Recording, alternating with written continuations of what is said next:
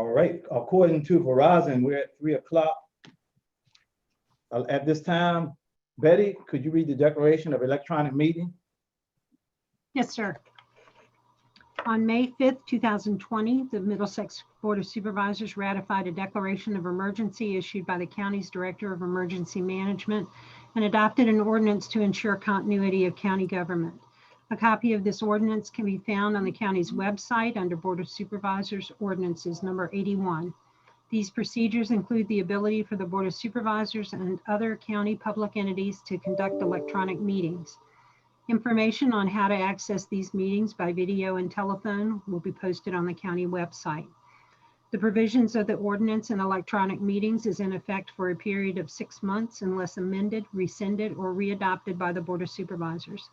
An audio recording is being made of the meeting, which will be linked from the county's website. Notice of the meetings along with access information has been posted on the county's website and at the front of the historic courthouse. An electronic meeting link was also sent to those persons that have asked to be part of the board's agenda list. As each person joins the meeting, the public audio will be muted to avoid background noise and the board and staff audio will be open. If a meeting calls for public comment, the chairman will announce that the meeting is open for comments and public lines will be unmuted. Those with an audio connection should use *9, which will notify the moderator that you wish to speak.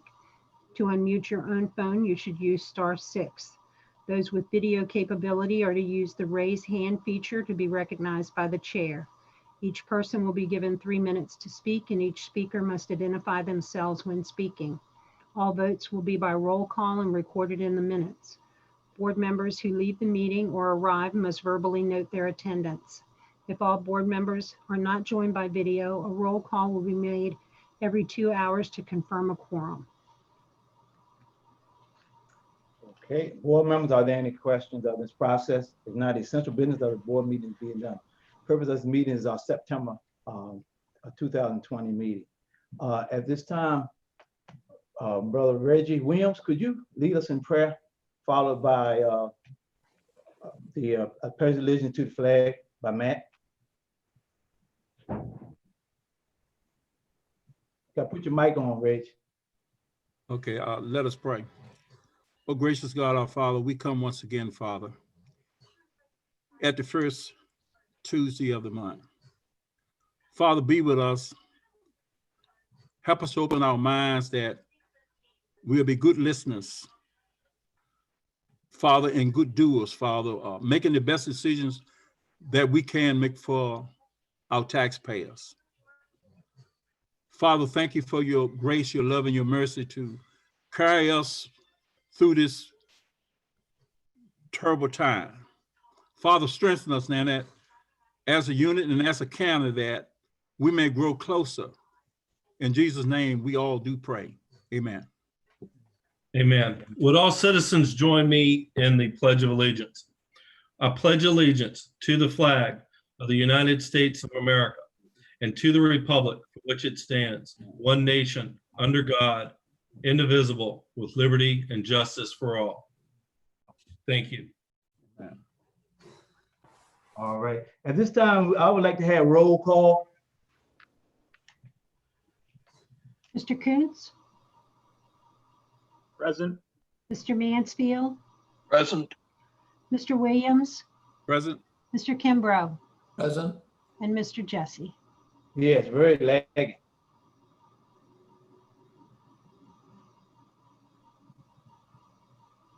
John, can you turn your mic on? John, Yep, I'm here. All right, well, if everyone can hear me, then, okay, John, say yeah. Lud? Yes, I can hear you. yeah. Yes, I need you.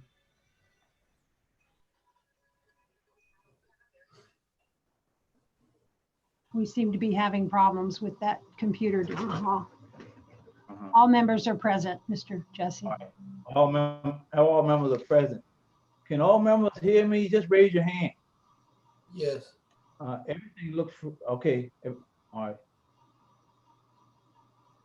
I don't know what's going on, but I hope everyone can hear me. Okay, as we get ready to start the agenda, we'll have additions to the agenda. On agency and staff report, under line C, we will have Melissa Welch with the Register, and then Frank Lynching Agency Office. So on that, do we have a motion to approve the agenda with the changes? Roll call. So moved. Second. I have a motion, it been properly second. Okay, everybody's together now. Okay, have a motion, been properly second. Any discussion? If not, roll call. Mr. Coons, Aye. Mr. Mansfield, Aye. Mr. Williams, Aye. Mr. Kimbrough, Aye. and Mr. Jesse. Aye. All right. Number one, approval of the consent agenda, which consists of meeting agenda, minutes, disbursements, and payroll. Do we have a motion to approve the consent agenda?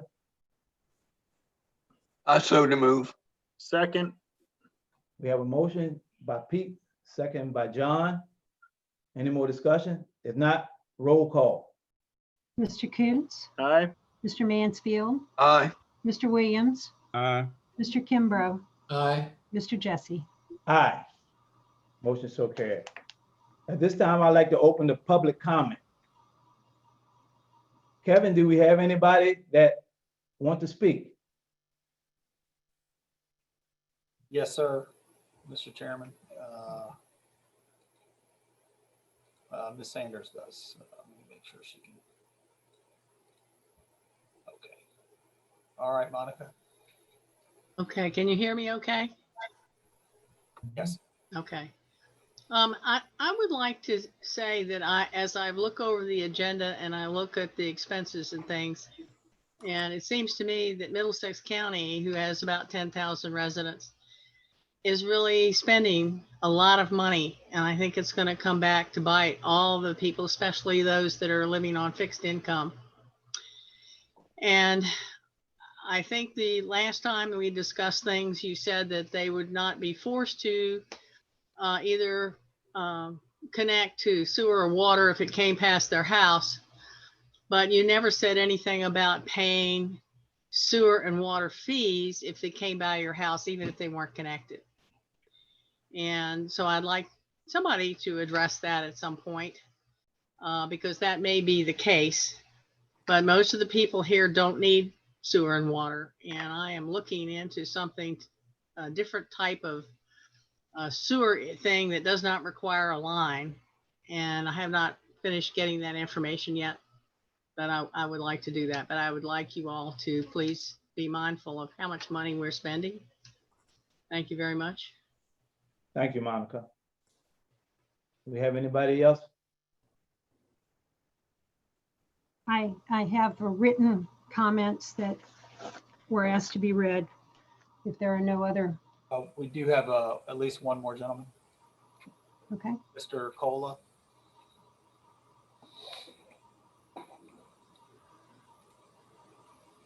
We had Dave You'll have to unmute your You hear me line, now? *6. Yep, there you are. Okay. I'm Dave Cola. I'm 49 Seahorse Lane over in Christchurch. I'm in the Topping District.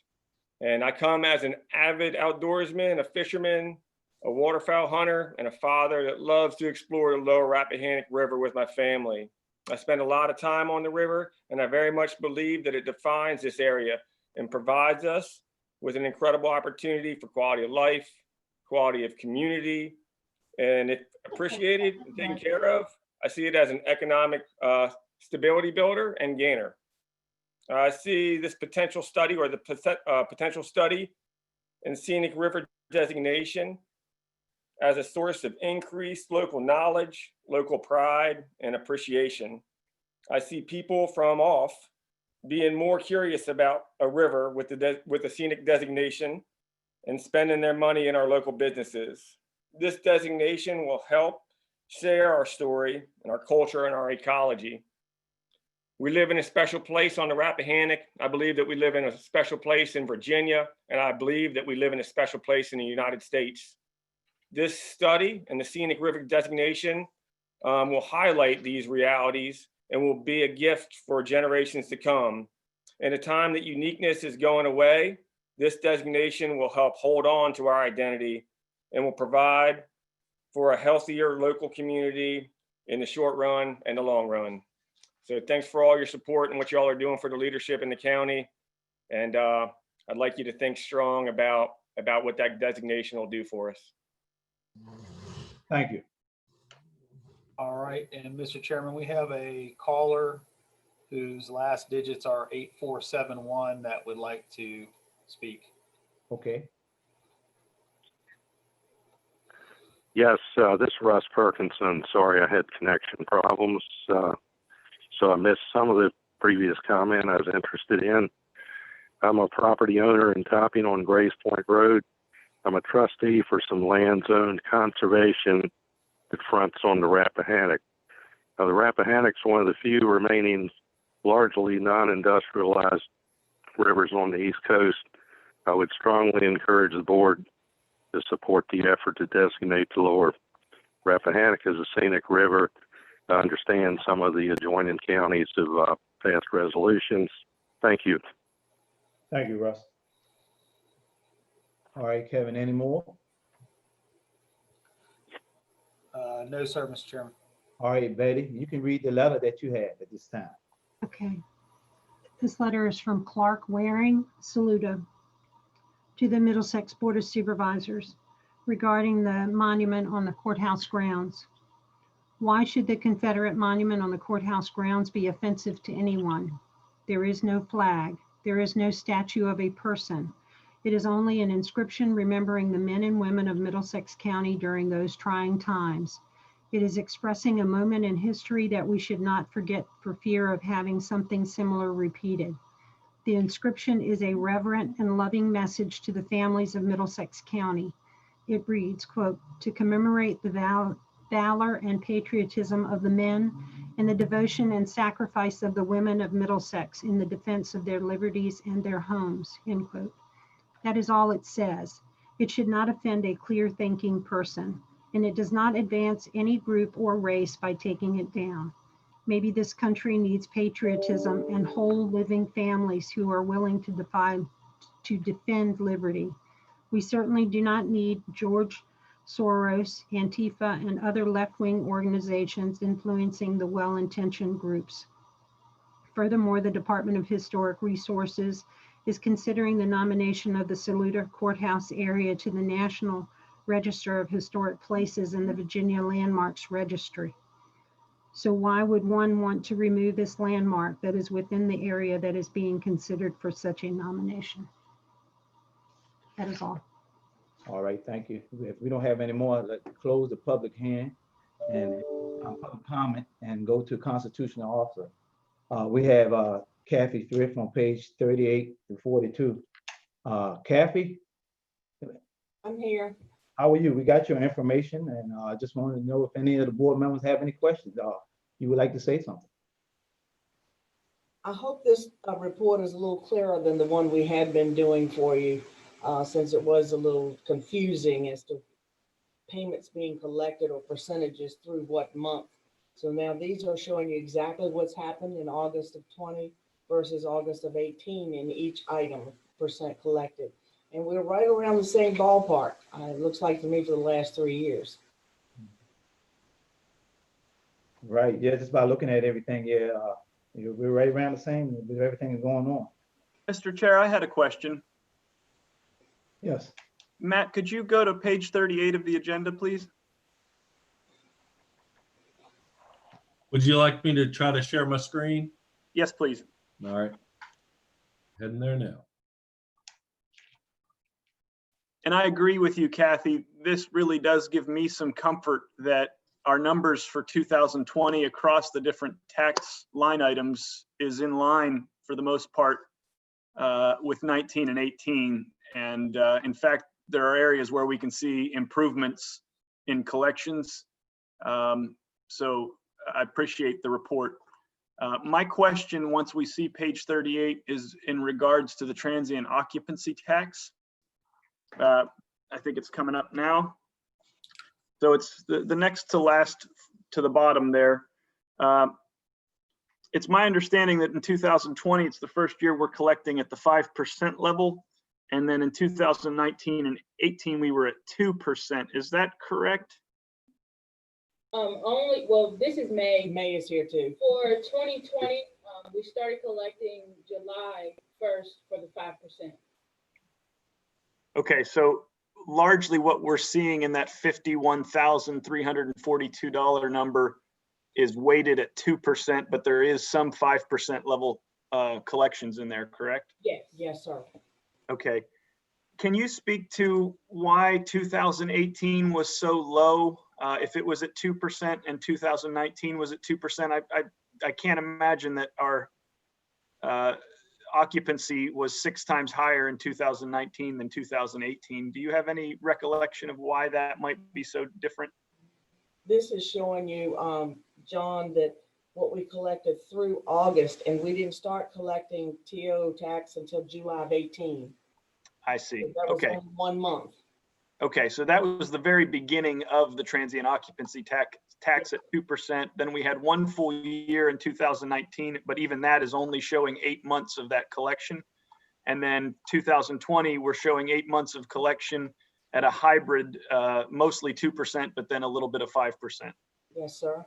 Okay, that was my only question. That's helpful. I was trying to glean from this the impact that COVID and the economic downturn are having on our lodging industry, and it's a little muddy just by virtue of the fact that but it still does suggest that we're not extremely off 2020 from 2019 in terms of the occupancy business. And then I would just, is it fair for me to draw an assumption from the meals tax, one category up, that through 8 months, and it's my understanding that the tax rate on meals is 5% across all 3 of those collection periods. Do you think that's a fair indicator of the extent to which our meals industry has fallen off from last year and 2018, those numbers? Yes, John, but the actual percentage collection is 4%. And then the businesses keep a commission of 5% when they remit their tax on time. Yeah, thanks for the correction. But I guess still to the point, you're agreeing that what we're seeing in taxes owed is a drop off of maybe 20% or so from 2019, even 2018 norms based on what's been going on in our economy, I guess. Yeah. Yes. Okay, I just wanted to call that to the supervisor's attention, and otherwise I really appreciate the reports. This really helps me, and I think all of us, get a sense of how we're being impacted real time. Okay. All right, does anyone else have any more questions for Kathy?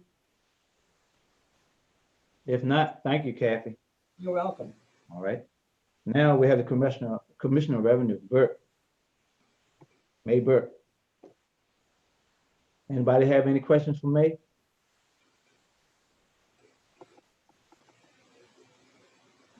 If not,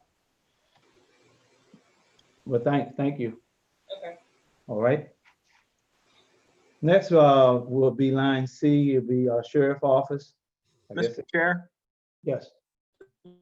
All right, I thought I was unmuted. That in the future, we combine the commissioner and the treasurer reports. I think they work together so closely. We probably could tighten that up a little bit, and that's my suggestion. Right. Okay, we'll take care of that. There will be no problem on that because they work together. Next, we have C, would be the sheriff office. And I don't think we don't have anybody from the sheriff office, do we, Kevin? I don't see anyone. I don't see anyone. Okay. Next, agency and staff report. VDOT, which is report only on page 44 and 45. Next, we have school mail, Dr. Peter Gretz. I see Dr. Gretz there. Good afternoon, everybody. Good Are afternoon. you, okay, I don't see myself. I hope you can hear me. I hear you good. Okay. I'll go in order of the requests in your packet. The first one is a $20,000 gift to the schools from the River Counties Community Foundation. This is going to be used throughout the year to support school supplies. Initially, we wanted to use it to keep students from having to handle school supplies and maybe have more of their own. Now that we've started virtually, we're using it to provide math manipulatives and other essential instructional items that can be used at home.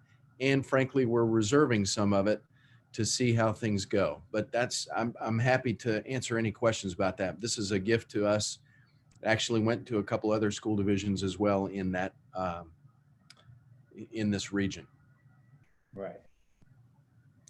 So the next request is also a gift. This is a grant that the best way to explain it, I think there are new laws that have been passed in the state of Virginia regarding the seclusion and restraint of students with IEPs.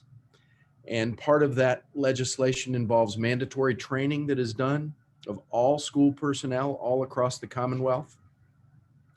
As is sometimes the case with those kinds of mandates, there was no funding that came with it to support the training, but there was some grant money available that regions could participate in. And so our region chose to have Colonial Beach be the one to apply for that grant money and then distribute it to the different regional partners as they pursue those trainings. So this is asking to appropriate funds that's coming through grant money that's being provided really by the state through Colonial Beach schools for Middlesex to pursue this mandatory training. Again, I'm happy to entertain questions. I know that's a little bit convoluted. Any board members have any questions? If not, let's do the two budget supplement request form. We have a motion to approve the budget supplement request form 2021-14 and 2021-16. Mr. Chair, I just want to make sure you know I do have a couple of others, and I'm happy to do Right. We're going to get these two. Oh, and I then got you. we'll go to the next one. I want to get these two out the way. No problem. I'm move. sorry. We have a motion by John. Do we have a second? Second. We have a motion by John, second by Reggie Williams. Any more discussion? Roll call. Mr. Coons? Mr. Mansfield? Yay. Mr. Williams? Aye. Mr. Kimbrough? Aye. Mr. Jesse? Aye. Motion so carried. Now I know you have some appropriation requests, okay? Thank you, sir. All right. Okay, this next one is really an exciting one. Our school division participated in a very competitive process of applying for high school innovation grant monies. This is actually a multi-year process that involves a planning grant award and then an implementation grant award. And I'm very pleased to tell you that we are one of only 5 in the state that received this award. This is for $50,000 to be spent. And I'm happy to go into more detail, but really the punchline of this grant program is we're seeking to take some of the innovations that we established in a pilot program. You're well aware of Compass Academy that's been running for 2 years, improving our graduation rate and further engaging students that otherwise have been marginalized for a variety of reasons, and taking some of those innovations and expanding them to the high school, to Middlesex high schools, so that teachers will be able to involve students in essentially, I would say, flexible scheduling, a blended learning environment, very similar to what we're being forced to do because of the pandemic, with more virtual student-paced, self-paced learning opportunities, along with more traditional direct teacher-directed teaching, and maybe most importantly, community-based and work-based learning experiences. So we're very excited about this grant. It's provided by the state. And again, we're one of only 5 to receive it. We're honored to receive it. So we're going to implement that this year and ask you to act accordingly. And then finally, maybe less excitingly, we did have a couple of HVAC units that were damaged by lightning recently. And so we received insurance money to replace some parts. And this is asking you for that insurance money to be applied so that we could fix those HVAC units. Okay.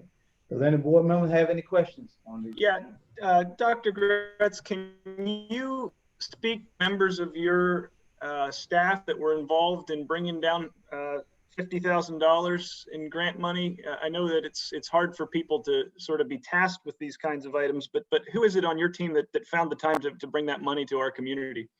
Yeah, thank you for that question. It really was a collaborative effort between Danielle Norris, who is the newly appointed director of Compass Academy. She's been the assistant principal at the middle school. Susan Fleet, principal at the high school, Tracy Seitz, our assistant superintendent, and me.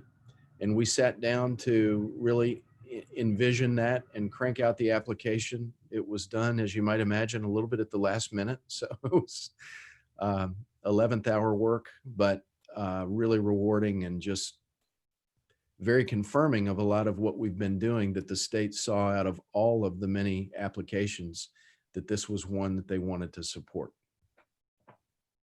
And I'll just add specifically, they see a lot of the innovations that we're implementing over there as ones that can be easily replicated by other school divisions who want to think out of the box as well. That's one of the reasons why they want to help us expand this.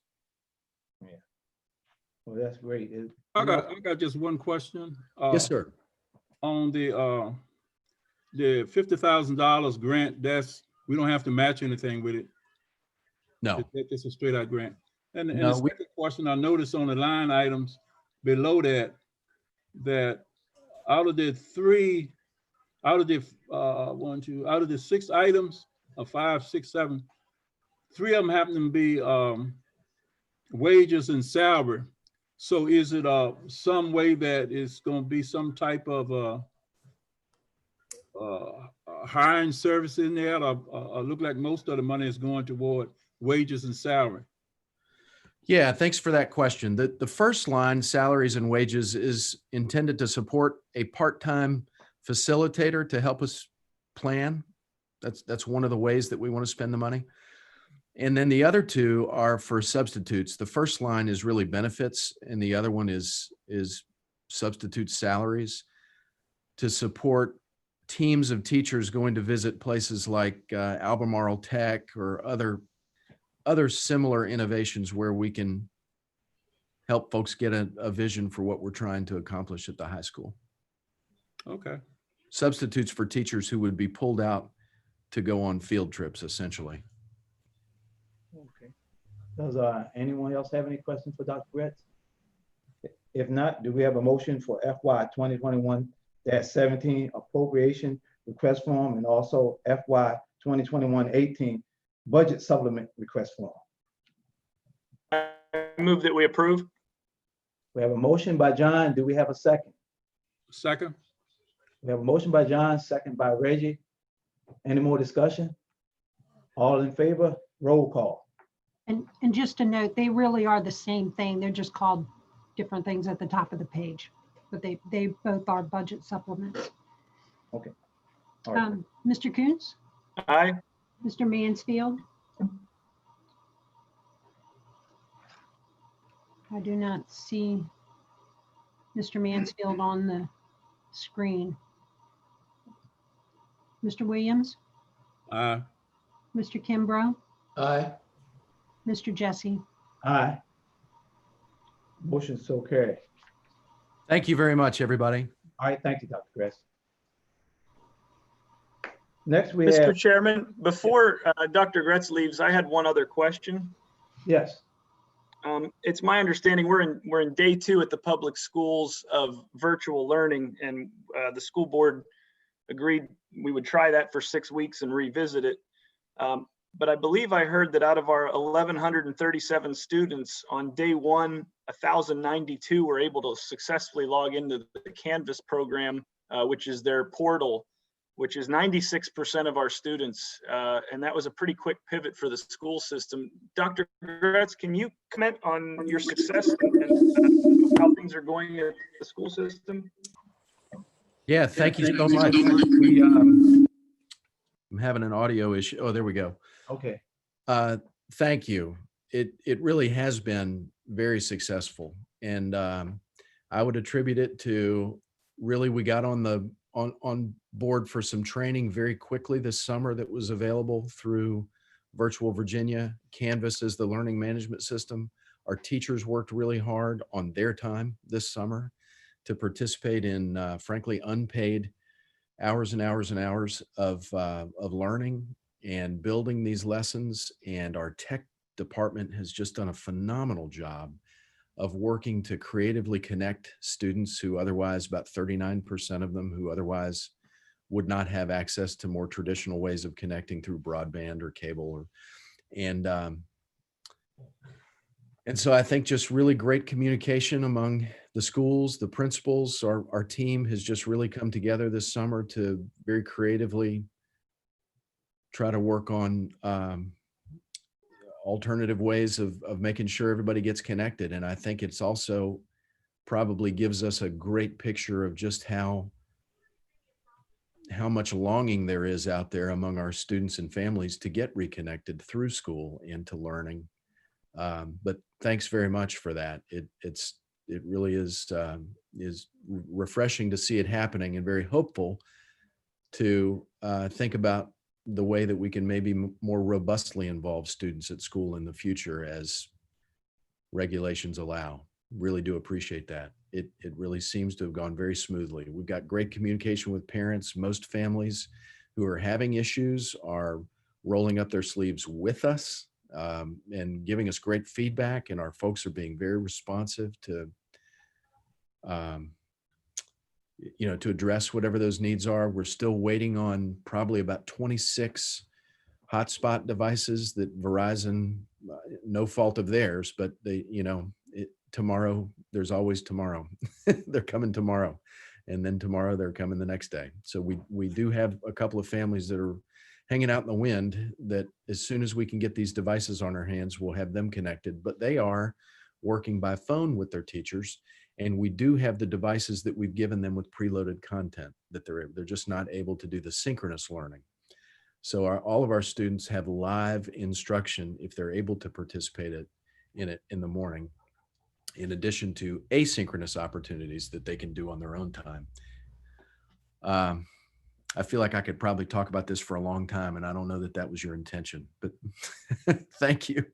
I will tell you, we're really excited to be able to offer free breakfast and lunch to every single middle school student this year. Community eligibility program that our new nutrition supervisor, Crystal Jett, was able to secure for us.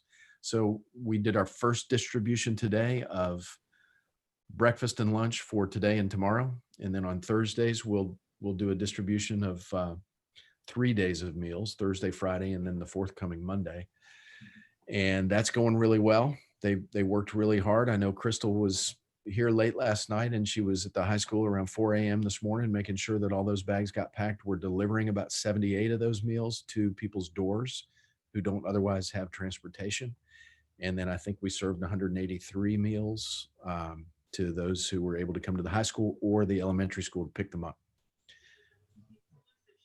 Well, we appreciate everything, Dr. Gress. I know, logistically getting everything together, I know it's a task, but, you're doing a great job.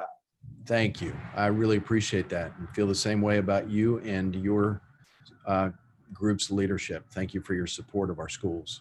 Thank you. All right, next on the agenda would be social service, which we report only on page 50 and 52.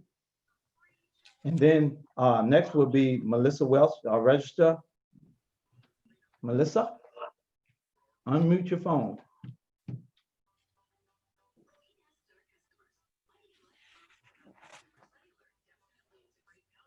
Hi, Melissa, how are you?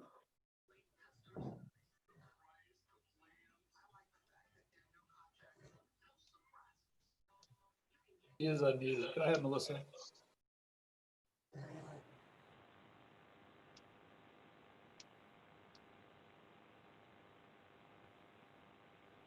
I don't hear anything.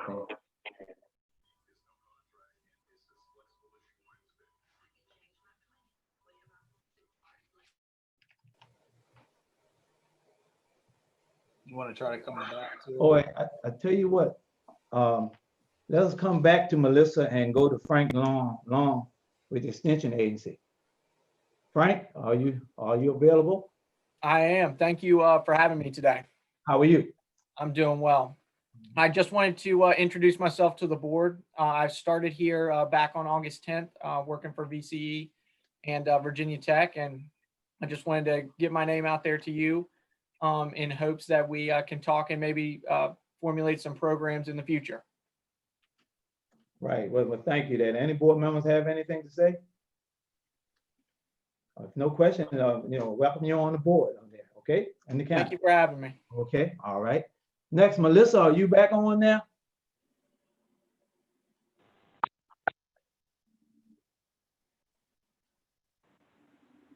Melissa.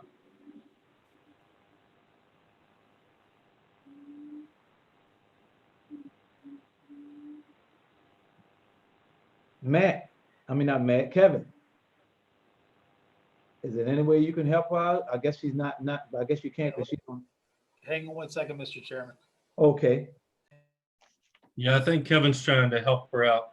okay, all right.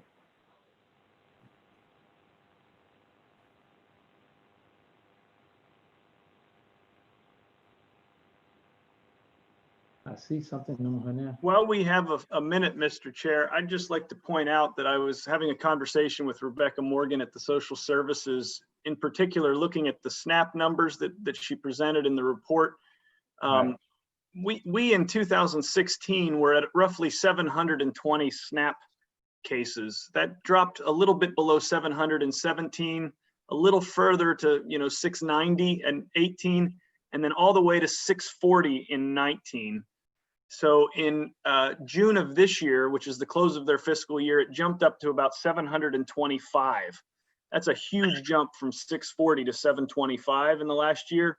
And already in one quarter into fiscal year 2021, we're at 763 or 773. So it's accelerating. And in talking to Rebecca Morgan, she expects it to further accelerate. So as we all know, the stock market is not a good indicator of the current economic condition, especially as it relates to our more impoverished families. And I would encourage all of you to take a deep look, not just at the SNAP numbers, but the Medicaid cases and the TAMF relief. We should really be paying attention to that as we get into the budget season. I know it's not close, but we basically jumped past budget season last year. And we're going to have to look very carefully at our funding of social services and what the federal and state governments are doing in the interim, because this problem is really starting to manifest itself in our community. Right, yeah, I understand. Yeah, we got some tough times coming ahead of us. Mr. Melissa, Chairman, I think we have Melissa now. Try again. hi, Melissa. Hi, Wayne. Hey, how are you? Okay, Okay, it worked. good. All right, so I'm here to talk about voting in November. November 3rd is Election Day, and the deadline to register to vote or update your voter registration is October 13th. If you need to do that, it can be done online at elections.virginia.gov, or it could be done with an application that is available at our office or all of the local post offices, the libraries, if they're open to the public, or our social services offices and other state agencies. So there's 3 ways to vote in the November general election. You can vote absentee by mail. You don't have to have an excuse. We have new legislation effective July 2020. And you just apply, filling out an application, and I will mail you your ballot. And then you can return that either in person to my office or return it back in the mail. Another way to vote early is in person at my office in Saluda, 105 Bowden Street. We're going to service the voters through a window on our front porch to keep our office staff safe and the voters safe.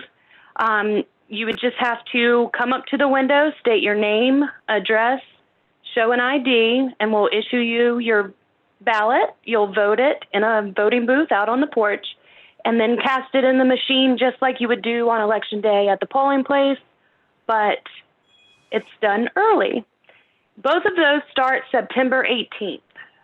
So I'll do my first mail out of anyone who has requested a mail ballot on September 18th, and then we'll be open for in-person absentee voting starting September 18th from 8:30 to 4:30, and every business day up until October 31st.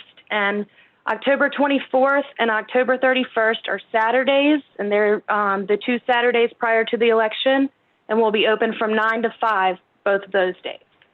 And if you don't want to vote early, then we'll have all of the polling places open on election day, and you will go to your polling place and vote. And the polls open there at 7 a.m. and close at 7 p.m. Today is National Officer of Election Poll Worker Recruitment Day.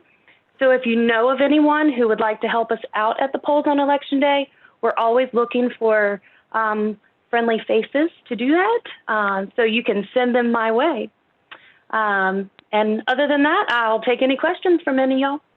Right. Well, thank you for that, Melissa. But I'm sitting here, you have all your options, because you know you hear people say, hey, I don't trust the mail or this or that. So you know you have other options that you can use. That's right. Which is good. Any other board member have any questions for Melissa? I do. During our budget season, there was a lot of unknowns about new regulations and requirements for the polls to be open for extended periods of time. And I forget the other changes that were built into your budget request, or I think you provided us with just a warning that these things could happen and they may cost funds that we hadn't expected in the budgeting process. I'm just curious, Melissa, how that has played out. Is it like you expected? Is it less severe, more severe? Just your perspective on that would be helpful. So we are still in the unknown when it comes to legislation that's going to affect the 2020 November election. We have a few bills in the General Assembly right now in their special session that will directly affect us. One being return postage on all by mail ballots. So if you request a ballot to be mailed to you, I may have to put return postage on it. It's in the state's budget to reimburse the county, but it will be our initial cost before reimbursement. But as for what potentially we were going to have, most of the cost of the extra help in the office, the extra officers of election and signage has fortunately been covered by the CARES Act funding that was specific to absentee voting for the November 2020 election. So in the future, we will have to cover the cost, but this year for the November 2020 election only, most of those costs are covered under the CARES Act. Thank you. You're welcome. Anyone else have any questions for Melissa? If not, I'd just like to say, Melissa, thank you very much for that report. And it seems like just stopping by your office sometime after the 18th, we can place our votes without hazarding our health. Thank you very much. You're welcome. All right. Well, if no one else have any more questions for Melissa, well, thank you, Melissa. Thank you. All right, take care. Next, we have airport project update. Jeff Gore, I see he's on the screen there. All right, how are you? I'm well, Mr. Chairman, board members, how are you? All right. Good. Well, I have a brief update for you. For those of you who I haven't met, our firm is providing the legal services for the procurement of this project. You heard from my law partner, Brendan Hefty, at one of your previous meetings. I'm just going to give you a quick update. And it kind of seems like a lot of time has passed, but actually a lot's been happening. Back in the spring, county received an unsolicited proposal for the expansion and realignment project. That started the process for the Public-Private Transportation Act procurement. When the board accepted that proposal, we did the required 45-day posting for competing proposals. That deadline passed in early July. No competing proposals were received. Then that triggered a 30-day public comment period. That passed in late April. And now we've been having extensive dealings with the Board of Aviation, and I wanted to sort of update you on that. September 17th, the Board of Aviation meets to consider grant requests. The county has submitted requests for grants to cover 80% of the 2 preliminary phases. That's the environmental impact review and the airport layout plan. So those grant applications have been submitted by the county, and they are the scopes of work approved by the State Department of Aviation, and the board will consider them in September. In our conversations with the Board of Aviation, with the Department of Aviation rather, one of the avenues that has come up that might be useful to the county is to request a waiver or a variance from the process of one part of the grant process. And that's a very important part of the grant process. Under regular guidelines, the county can't spend any money, or its private partner in this case, can't spend any money on the planning or construction and then later be eligible for reimbursement through a grant. In other words, you've got to get the grant first, then you can expend funds that would be reimbursable under the grant. That's the normal state grant process. In this case, it's pretty clear in conversations with the private partner, Delcorp, that they'd like to go on an expedited timeline that probably is faster than the grant process with the state, which could play out 3 to 5 years to receive all the eligible grant funds for the planning and eventually for the construction. That could take several years of grant cycles. The bottom line is this program is oversubscribed greatly. So that the odds of the county getting all of its eligible grant funds reimbursed or awarded in this first round or in the next round, pretty slim. I'll get back to that in a second. So these grant applications are pending. They may be awarded for the preliminary planning phases on September 17th. We don't know the answer to that.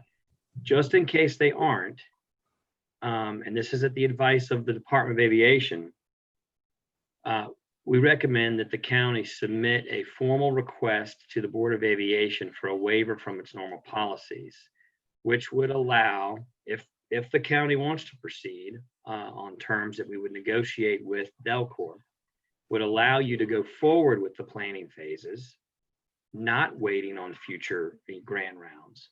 You could go forward all the way through to construction. Now, what that would do, it would allow you the flexibility to move forward. It would not guarantee future grant awards. And that's not what the state is willing to do.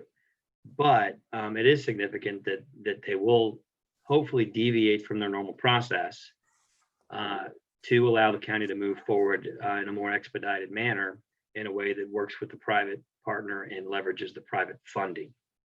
So that's just the overview of where we're at. Attached or in your materials is a draft letter that we developed in cooperation with the staff at the Department of Aviation that would request that waiver from their normal grant policies. And I think what works in the county's favor in this project is that the significant amount of private funding that's being proposed. Ideally, and this is as proposed, the entire project planning and construction will be done solely with private money and the state grant money, not county funds. So at this point, the only catch is we might not get the planning grant award this September. And I think the board will be receptive to the fact that you have a private partner who's been identified, who has shown an interest in funding essentially the county's portion. So, leveraging those private dollars, I think, is something that would be unique for the Board of Aviation. From our conversations with staff, I don't think they've had a PPTA project to consider before, so I think it'd be breaking new ground. and I think it'd be attractive to the board. And we're optimistic that they will approve this waiver request. Again, it doesn't commit the state to providing the grant funds, but we would maintain that eligibility. And then if, based on what happens at their board meeting, September 17th, we would then begin negotiations in earnest with the private partner to develop a comprehensive agreement that would lay out, how the planning would be done, how the construction would be done, and how those costs would be borne. I know you have a procurement committee to help assist in this process. The only reason we haven't really engaged them yet is because we're still in a little bit of a limbo with the State Board of Aviation. So we'll know a lot more September 17th, and I'll circle back with the county staff and engage your procurement committee at that time to negotiate the agreement with Delcorp. So sorry I've droned on so long, but just wanted to get you up to speed. The only action item for your consideration would be to approve the attached letter requesting the waiver. Now, one other update. The private partner, Delcorp, in coordination with your county engineer, have been looking at refining the scope of the planning phases, so to reduce those costs. So we hope to have that information finalized in the next few days. They're doing that in coordination with the State Department of Aviation. If we get significantly lower estimates that the state approves, then one change we may make to this letter requesting a waiver is to reference revised scopes of work. What that would do, and then submit those, what that would do is lower the costs of the planning phases, which would hopefully make the grant award more attractive to the state and increase the county's odds of getting grants this first round. So again, this letter doesn't commit the board to anything, just preserves options. And that's why we recommend that you approve it. Any questions? And you can always contact me directly. Matt has my contact information. And if you have follow-up questions, don't hesitate to call me. Well, any board member have any questions for Jeff Gore right now? No, but I would like to say that I agree with sending out the letter. Okay. I have a question, Mr. Chair. I have a couple, actually. Mr. Gore, it's my understanding the total project cost is just over $1.5 million when you include the construction. The 80% is for the airline layout plan and the environmental impact review.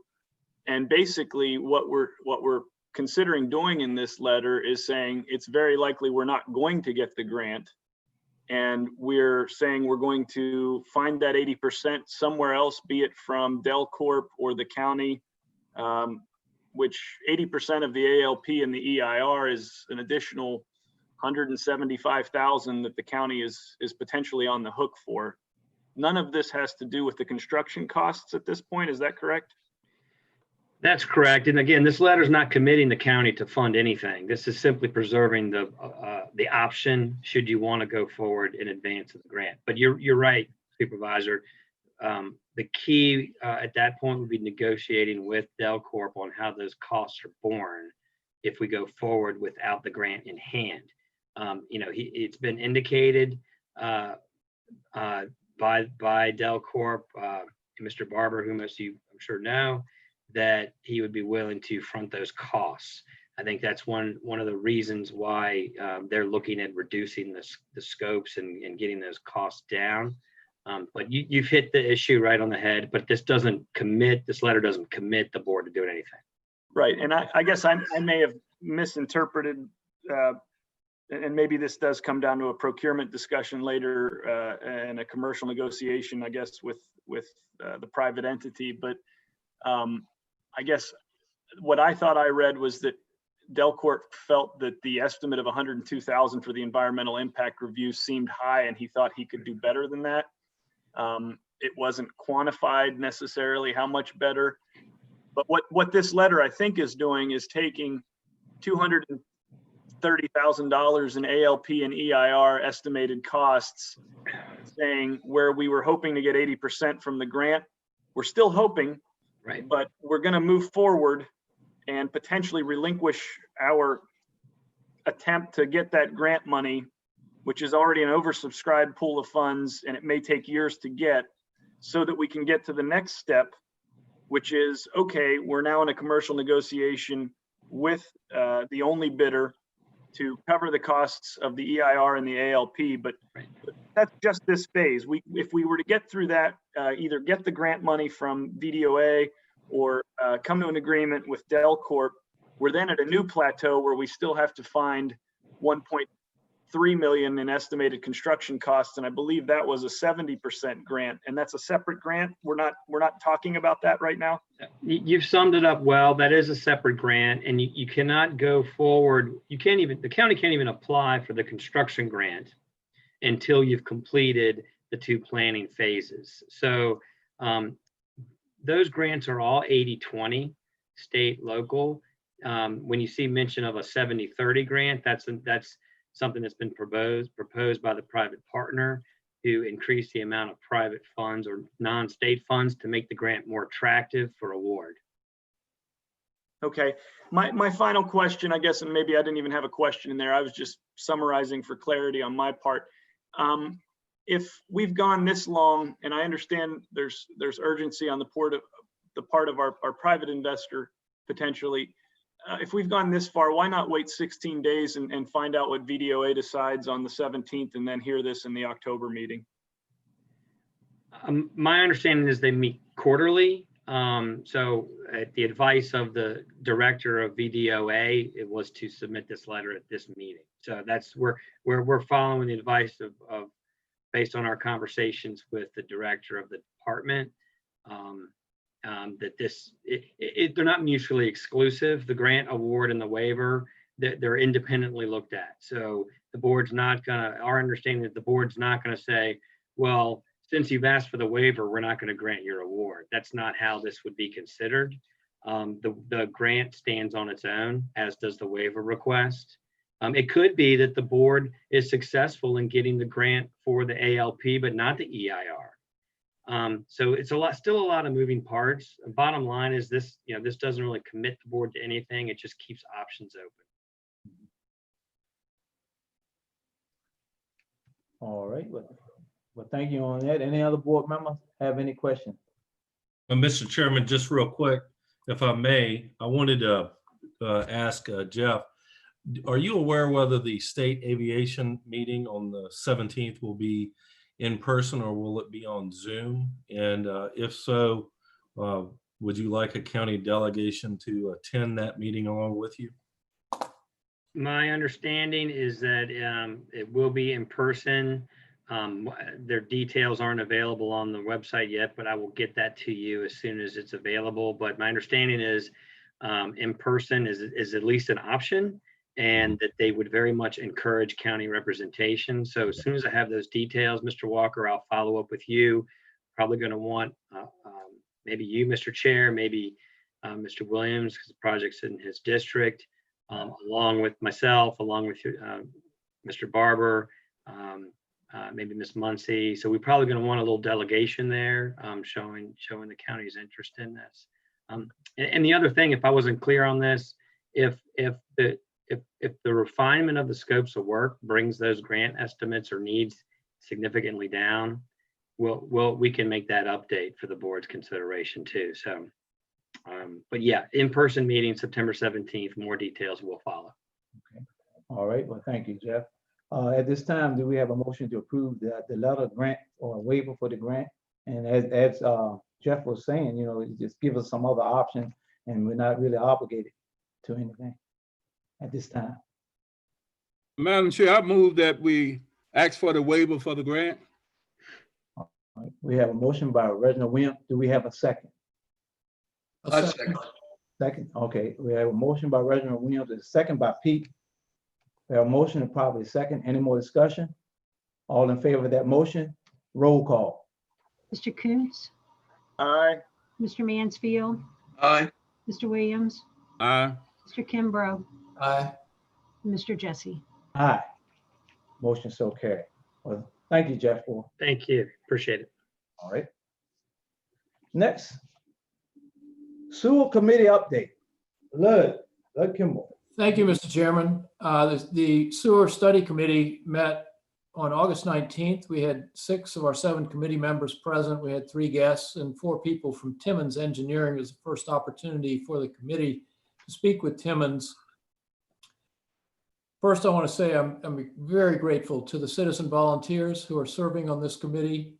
They're very talented, very experienced, and in fact, it was these citizens who raised their hand and said, if we're going to come up with a concrete recommendation for the technologies that we should use and the scope of deployment of sewer that we should get in this county, we have to have a better engineering study than we have from our preliminary engineering report.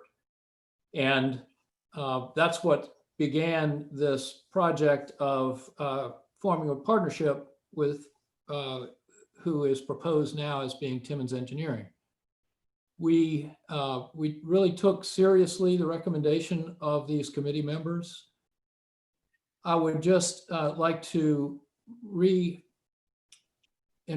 to everybody on this board that the intent of this committee is to develop an economic model for sewer that's going to be thorough and accurate to ensure that we don't get surprised down the road and that we can serve as many citizens economically as possible.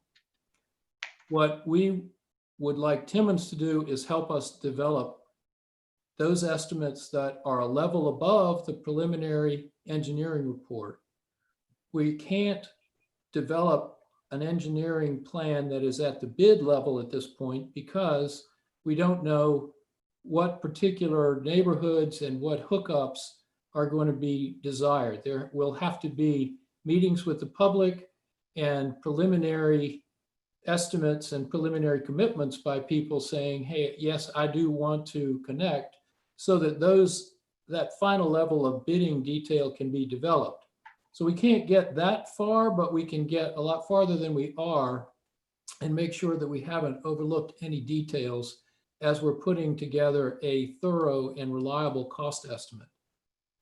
The Board of Supervisors interviewed the candidates for this partnership and recommended Timmons Engineering. And from our meeting as a committee with Timmons, we would be very pleased to work with them.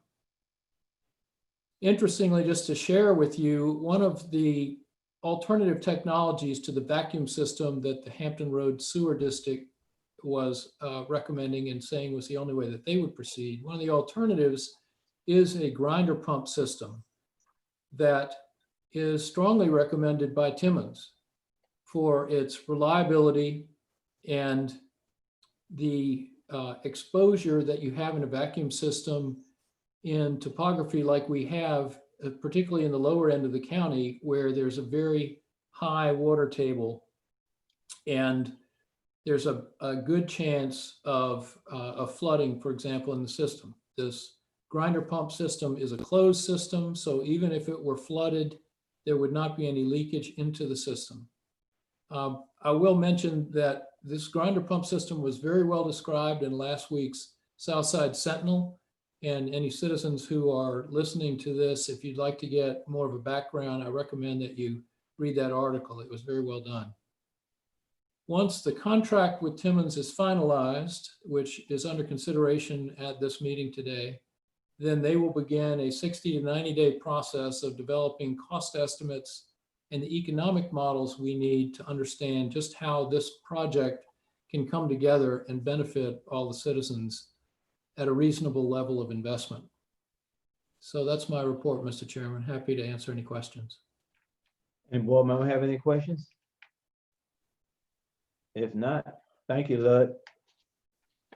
Next, we have line item F, it will be the county sewer project, Timmons scope agreement, consideration and approval. Matt Walker, page 57 to 76. Yes, Mr. Chairman, and thank you again, Lud. That was a great segue. I have with us today Kenneth Turner with Timmons. I think many of y'all have gotten to know him a little bit. In your packet, we have a scope of work, an agreement, estimate of fees, and the wherewithal to begin the project. And just to build a little bit on what Lud just mentioned, the project's, I guess, initial emphasis would be up in topping. And this is primarily because we really want to try to get the topping system established, looked at fairly quickly in order to nexus with HRSD's timetables. The Deltaville system is going to be a little bit more complicated, take a little bit more in-depth study, but we're confident, given the relative simplicity of the topping system, we can get that work done relatively quickly. In your packet, you'll find a scope of work, and it pretty much lines out item by item, along with manpower hour estimates given to us by Timmons to complete the work.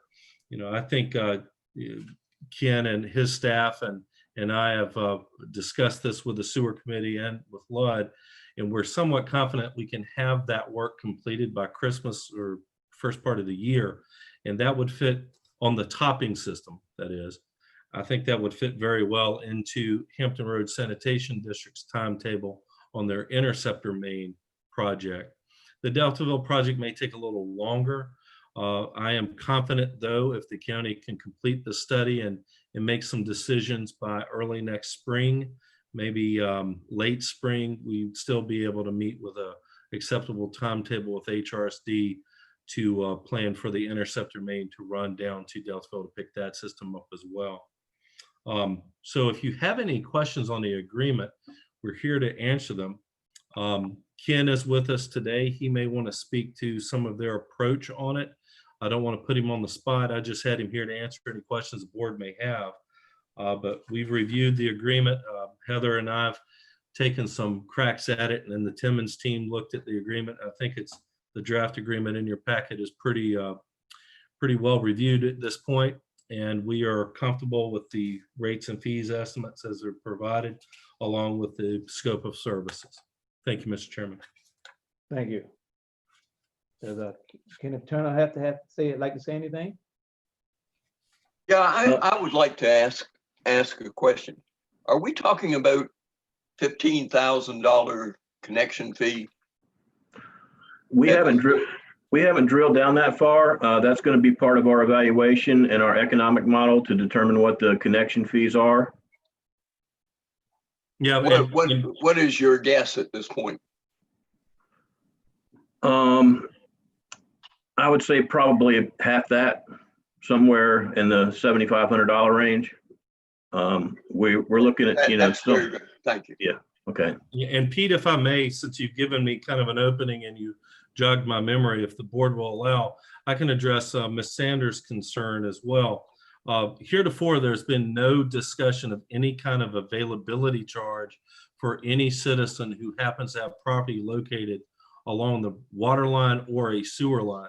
I think we've done everything we can, other than maybe put it on a blimp, that we have a voluntary subscriber-based system that incentivizes those citizens who need the service to connect, but in no way requires, just because your property's along a property line, you pay some kind of fee because of that. So I think there are people that are getting some pretty poor information, and they probably should contact the county first before they kind of think those things. And Pete, real quick, there hasn't really been a whole lot of work done on connection fees. We know Hampton Road Sanitation District would waive their connection fee for a typical residential user if that user is on a drain field. They waive their connection fee, which I believe is about $1,800. The county's connection fees are yet to be determined. It's something that I think the sewer committee may have a recommendation on. It's something the county will have to weigh in on and decide. If you were asking me to guess, I would volunteer that we try to keep them commensurate with the water connection fees when and wherever possible. But a lot of work on that is yet to be done. That was all I had, Mr. Chairman. Yes, Matt, you're correct about HRSD waiving the fee, and they will waive it for equivalent flows. So for Grays Point Marina, they would get a credit for the existing consumption for the sewer capacity with the HRSD capacity charge. So that would be a relief for them. Yeah. Any expansion would have to be charged the facility charge. Does any other board members have any questions on this agreement with Timmons? Seeing none, do we have a motion to approve the agreement, the consideration scope and agreement? So moved. We have a motion by Lud Kimball. Do we have a second? Second. We have a motion by Lud Kimball, second by Pete Mansfield. Any more discussion? If not, roll call. Mr. Coons? Aye. Mr. Mansfield? Aye. Mr. Williams? Mic off. Your mic is off. Aye. Mr. Kimbrough? Aye. Mr. Jesse? Aye. Motion so carried. All right, well, thank you. And next, we're gonna go on to the Middle Peninsula Planning District Commission, the dredging study. Louis Lawrence and Kurt Smith. Louis?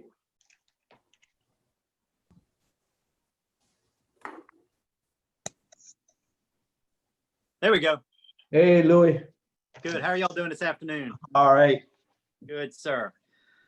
Okay, so Matt asked me to come down and talk a little bit about some of the dredging work that we've been working on. And then you all had a couple questions about the Wake Beach that you all just dredged and what might be able to be done to limit the sand from coming back in there again.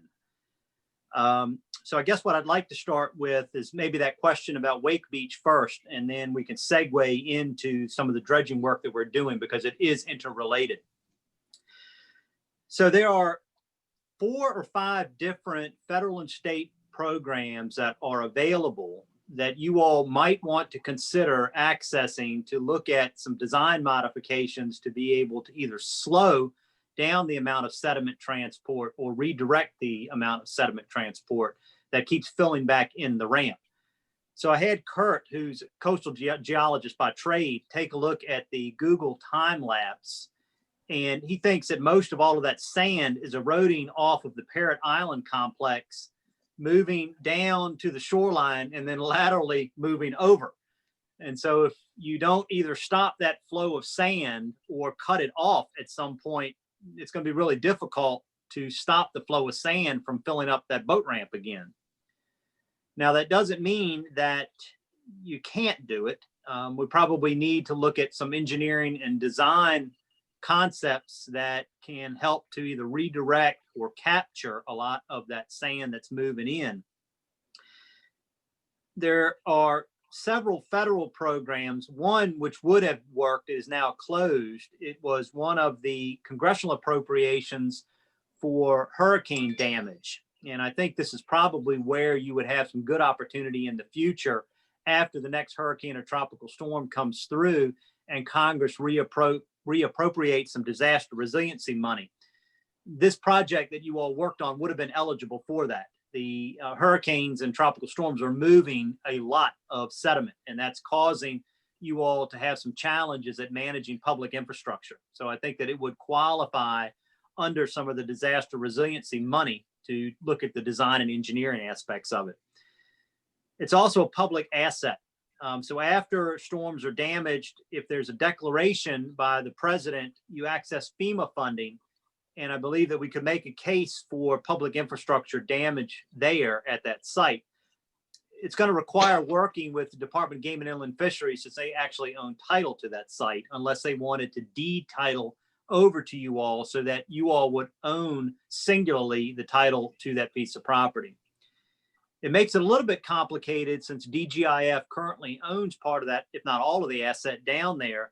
Depending on what funding has been utilized historically, it really limits your ability to use other funding programs that are tied to commercial funding.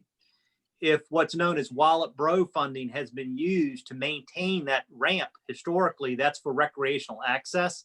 And so really only recreational funding can be utilized to deal with a recreational problem. So a couple of the next 2 funding sources I'm going to talk about are really geared towards recognizing the commercial importance of the facility. So there are 2 grant programs that the Port Authority operates. The first one is a general grant program that helps publicly owned marinas. And we would be able to make the case that even though it's a small boat ramp, it essentially is a mini public marina facility. and that you might be able to ask the Port Authority for money to dredge it and or design work if you can get the Department of Game and Inland Fisheries to allow you to do that. The next one is the Virginia Waterway Maintenance Fund, and that's the fund of the pot of money that Delegate Hodges had worked on a couple sessions ago, and we're getting about $1.5 million each year. That one would be eligible to do some design work and engineering work, both for the commercial and the recreational component that's there. Right now, the Public Access Authority has a grant in place that just started where we are looking at, I think it's 15 different dredging problems across the Middle Peninsula. Your staff in Middlesex right now has a small list that they're trying to cull through where you all are nominating 3 or 4 different projects to have the folks at VIMS do some geotechnical work, look at some design concepts to be able to improve the dredging problems that a couple of the creeks have. This one in particular can go onto that list. You would just need to take off another creek and replace it with the wake landing problem. And we could have VIMS do some engineering and geotechnical work for you all. The other 2 are more of an outlier that may make it a little bit more complicated. The VMRC Recreational Sport Fishing Fund, that pot of money is intended to support recreational fishing. So I think we could go in through that door. And Mr. Jesse, you serve on that one. But the dredging of the facility is a little bit different than asking VMRC to help figure out a solution so that the recreational boaters can get in and out, and people may also be fishing off of that pier. So it's not an easy way to slide through it, but I think we could make a compelling argument if we can't get through these other programs that are there. And then the unknown bucket of money is the new state coastal resiliency fund. The state has not put guidance in place yet, but considerable amount of state investment will be going into that fund to help coastal communities deal with challenges that are related to coastal resiliency. And I believe we would be able to make an argument in this case here that the sand transport that's happening is really related to the erosion issue, either out at Parrots Island or the sand transport that's moving left or right down the shoreline there, that's going to be exacerbated by storm conditions. So there are a lot of different choices that are there in front of you all. What would help my staff is if you all could give us some guidance as to what specifically you all would like to see accomplished there. And then we would be better positioned to advise you all when certain grant programs become available, whether or not it's a good fit or not a good fit for your public need. So I'll be glad to take any questions you all may have on that. All right. Anyone have any questions to Louis? Yeah, Mr. Chair, Louis, if we were to tell you we were interested in pursuing engineering, knowing what we've learned in the last couple of years, is that all the gate that you need? I mean, other than that, all I would ask the board is to cut you loose to proceed exploring engineering and geological studies, but also to just make us aware if something comes available, either through the Coastal Resiliency Fund. If an opportunity comes up, I think we really need the engineering done first. I think that's what we've learned. Yes, because I mean, you went to great lengths to get all that sand out of there. And what did it take? 3 or 4 weeks and the sand started moving back in again. So there's a much larger problem that's upstream or downstream that's causing that. And if we can't figure out how to either manage that, this problem is going to be ever present. So it really is a coastal design question. So what we need to do now is to find the right program that will allow us to look at infrastructure solutions that are cost effective. You know, obviously you all could put out $3 or $4 million worth of rock way out into the river and probably manage it. But is that a public investment that you all want to make? You know, is it worth having that public boat ramp in that spot for the expenditure of $3 or $4 million versus do you want to move it, that kind of investment, to another ramp where you might be able to double up on the demand and not have to deal with this problem there? That's the policy question. All right. So I would recommend that you all put this creek on the list that VIMS is looking for. And we would have VIMS do a little more geotechnical work, look at the sand transport, and maybe make some recommendations for what might be needed for a design, if it's even possible to better manage it. That's doable right now. Right. Mr. Chair, that would be my motion, if there's not further questions for Louis, that we remove one target off of the list and move Wake onto the list so that VIMS can do the engineering and geotech. And this is one of our few boat ramps that's access for the public. So I'd like to see us move the Wake Beach, or not Wake Beach, but the Wake boat ramp at Mill Creek onto that VIMS list. All right. We have a motion by John. Do we have a second? I'll I'll second. second that. All right, we have a motion by John, probably second by Lud. Any more discussion? I think the only discussion is, Matt, do you have any creeks in particular that you think were good candidates to move off of the list, or do we go to VMRC and see if we can sneak an extra one on the list? Well, we talked about it at our county administrators meeting. I've got Dave Kratz and Mark Longus looking into it a little bit.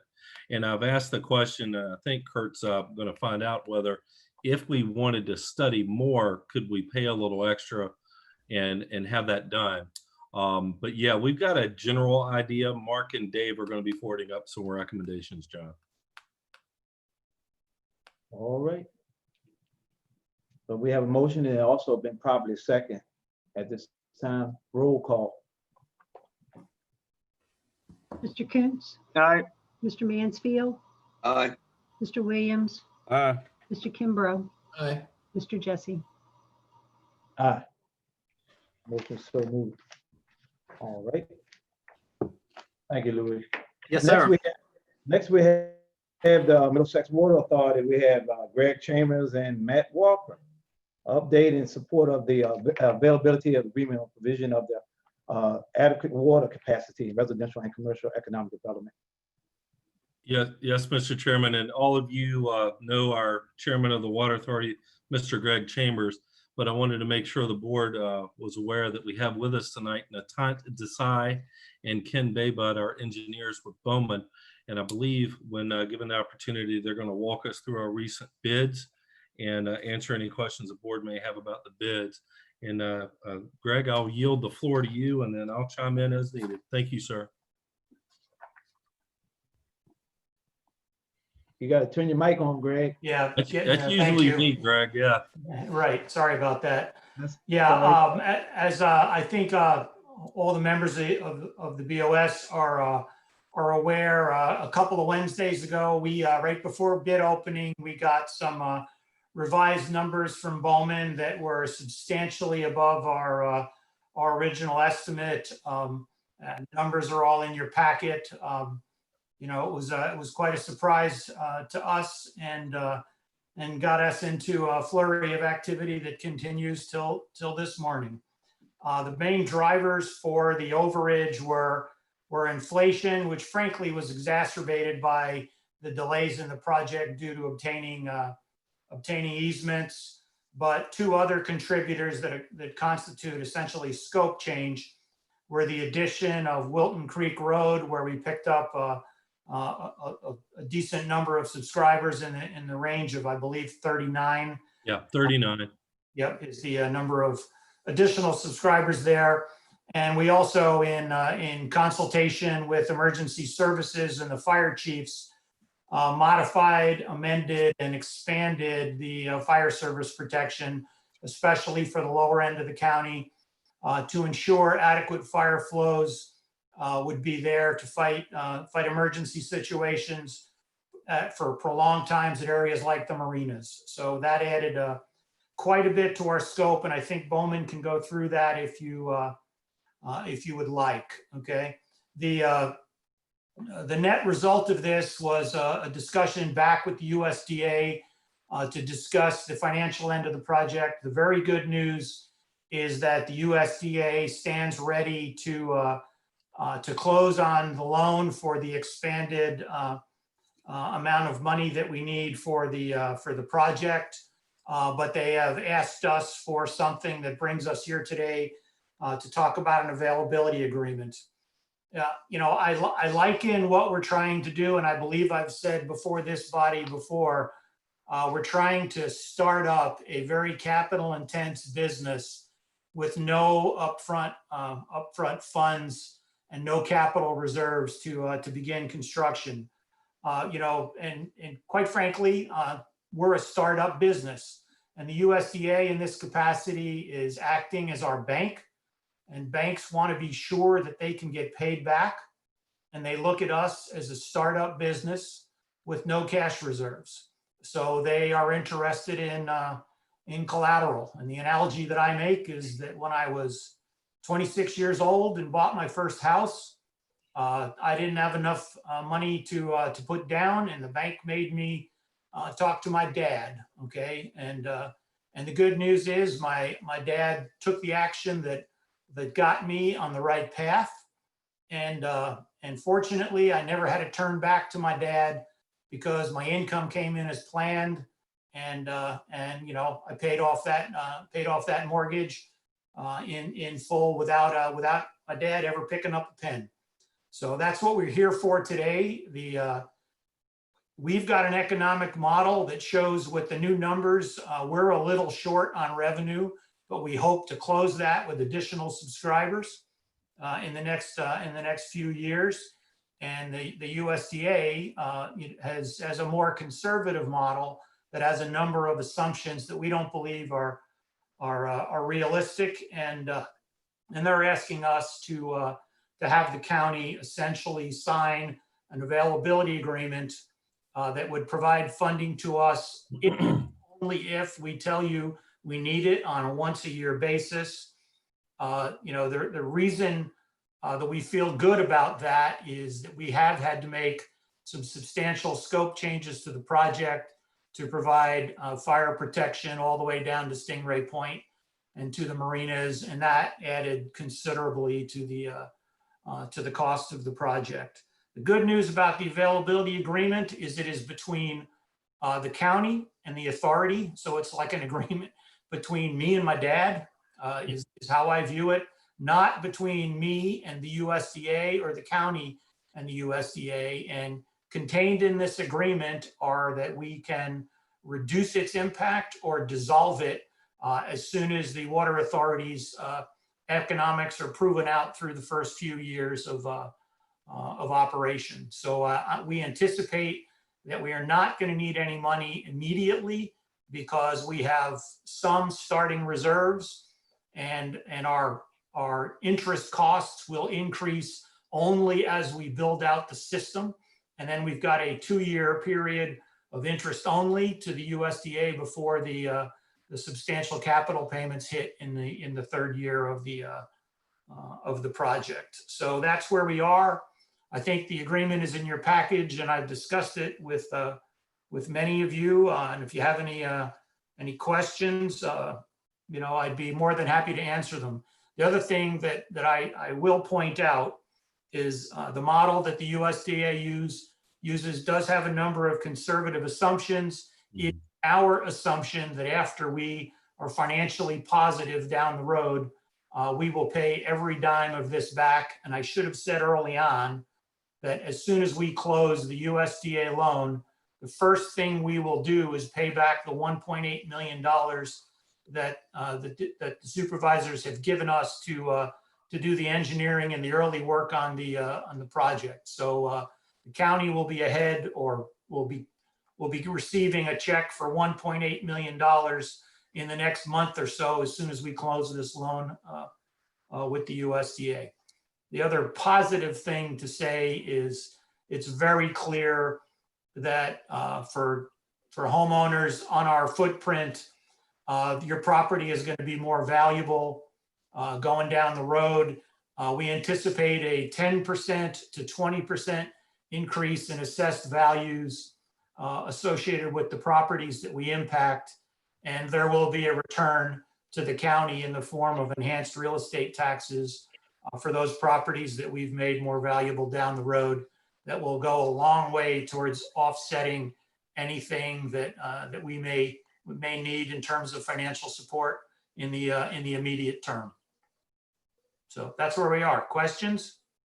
Anybody have any questions for Greg? Mr. Chairman, this is Heather. I just wanted to let the board know there were a few last minute minor changes to the agreement, and I'll be happy to pull those up and highlight those. Again, they're not substantive, but I would like to point them out if it's the desire of the board to adopt the agreement or approve the agreement. I would like for you, if it's always the board, pull them up and let us see those. Okay, give me just 1 second. I'm going to share screens. Let's hope it works. Okay, can you see the agreement? Yes. Yes. All right. So the first change is in the now therefore. We just added I added some boilerplate contractual language. Paragraph 1, I added an additional sentence saying that anything herein to the contrary, the closing date shall commence within 3 years of the date of its execution. It's my understanding there's going to be multiple closings of multiple loans. However, construction, and that's one of my changes, will begin soon. Paragraph 3 is the amount that the county would pay to the authority. And this is called an availability fee. This is specifically for a reserve capacity. The county would be purchasing 100,000 gallons per day capacity for expanded fire protection and future growth and development. This language here just further reiterates that you're paying each year an annual amount for a specific reserve capacity. And then I'm going to go on down. Paragraph 10, I know Mr. Walker is going to want to highlight, but I will as well. Construction is going to begin, I understand, pretty quickly after September 30th, but in the sense that it hasn't happened, or if in the instance it does not by November 1st, this agreement would terminate unless a written extension was provided by both parties. And so they were very minor, Mr. Chairman. I apologize for the last minute changes, but this has been a fast moving, there's been a lot of working parts here in the last few days. And so I wanted to highlight that after having discussed this with our bond counsel, we thought those were appropriate changes to add in. I believe Dan Siegel's with us tonight too. He and Ted Cole are going to help me chat about the refi opportunity we have under my report. Thanks, Heather. You're very welcome. I can leave that on the screen if you need it, or I went ahead and took it off unless there's questions. Well, one of the things I wanted to elaborate on real quick is the availability fee is there, as Greg said, basically to act as a co-signer. I hate saying that, but we've talked about that. It doesn't necessarily mean the water authority is going to need that much, but the USDA sees that they're going to need a co-signer to the tune of at least that much to secure the debt service. Doesn't obligate the county, doesn't obligate the water authority to take that amount if they don't need it. It just says that if the water authority needs it, or the way we interpret what USDA is telling us, if the water authority needs that to make the debt service payments for the first few years, or for the really committed to the life of the loan, but it's thought to be needed for the first couple of years, that it's available for the water authority. And from the USDA's perspective, they require that just to make absolute certain that the debt service would be paid back. I think the USDA has been very supportive of this project from the very beginning, and their estimations have proved largely correct. They're estimating that we'll probably have a lot more subscribers to the system after construction begins, because then it becomes real for people. And they told us we would be at 600 subscribers by the time we go out to bid, and lo and behold, we were at 600 subscribers. And they're estimating that we'll probably have a few more that join the system now that they see a backhoe digging a trench somewhere. So, with that being said, I don't want to monopolize the discussion, but I want to make sure I add that point. I know, Greg, I know I speak for the majority of the Water Authority Board, and Greg, you correct me if I'm wrong, but the Water Authority Board would love nothing better than within the first 3 to 5 years, get to the point where they just do not need an availability fee from the county for those debt service payments. Yeah, it certainly would be my intention, after the first year of operation, as soon as we see, how our payment history goes and where we are, to modify this thing down every year as we get a more solid understanding of our finances under us until it's gone. My goal would be to have it gone in 3 to 5 years and pay back every dime. That's the goal of the authority. And Mr. Chairman, I would just say that if you would like our engineers to run through the bids as they came in Friday, they are with us, or Friday before last. They are with us here tonight to do that for you if you care to see them. Let's see if any board member have anything to say right now, and then we go from there. Any other board member have anything to say? Yes, I got something to say. I want you to explain number 3. In what paragraph 3 means? Yes. Yeah, the USDA, using their economic model, which is far more conservative than ours, has basically asked the county to essentially co-sign for the $257,000 per year as an availability fee for reserve capacity, every year throughout the loan cycle. Okay, and again, this is to reserve excess capacity so that we can make sure that the fire hydrants will operate appropriately, and if the county has needs for development and expansion, that we are hydraulically ready to serve those needs by providing reserve capacity. This is the paragraph that states what the USDA needs. Okay, the next paragraph, county reserves the right to adjust the amount of reserve capacity and availability fee based on changes in the water system revenue generation, okay, via executed amendment of this agreement. So we will have an opportunity at budget season to adjust this charge down on a permanent basis. And like I said, I would like this to be adjusted down to zero in 3 to 5 years, okay? And I'll tell you, that's what the legal agreement says. I'll tell you what it means to me, okay? I was asked to serve in this role by the county. I serve, in my mind, at your discretion, okay? I have always viewed us as partners in the construction of this system. Although we are an authority, I work at your pleasure, okay? In that capacity, I'm gonna do everything I can at budget season to make that number go away. I'm gonna aggressively recruit subscribers and make whatever changes we need to do in the operating system at budget time so that you know what to budget. And like I said, I want to make that number go down rather than keep it where it is. I think it's very conservative. And I would just add to that, Greg, ultimately disappear and be allowed to amend the agreement out of existence. Yeah, it's just the way that the legal agreement is constructed. It says there's the number, and oh, by the way, we reserve the right to make it go away in the next paragraph. But that will be done after we have a year of operating history and can sit down and have a joint budget discussion. All right, I got that, but like in the agreement, it's saying it's a payment to the water authority, right? $250,000 from the county. Well, right, and that's the way that will. That's what it's saying. And, I know. and also we got to do that 3 or 4 consecutive years, which end up to be $1 million. That based the water authority don't have to replace it back. And I'm just doing this for information. So if the $1.8 million is put back in the place that they say they're getting to the county, which is going to be on some type of reserve. So $1 million, it's going to cost the county directly, even if the water authority took off and operated perfectly. See, it seems to me is that by it's saying available fee payment to the authority.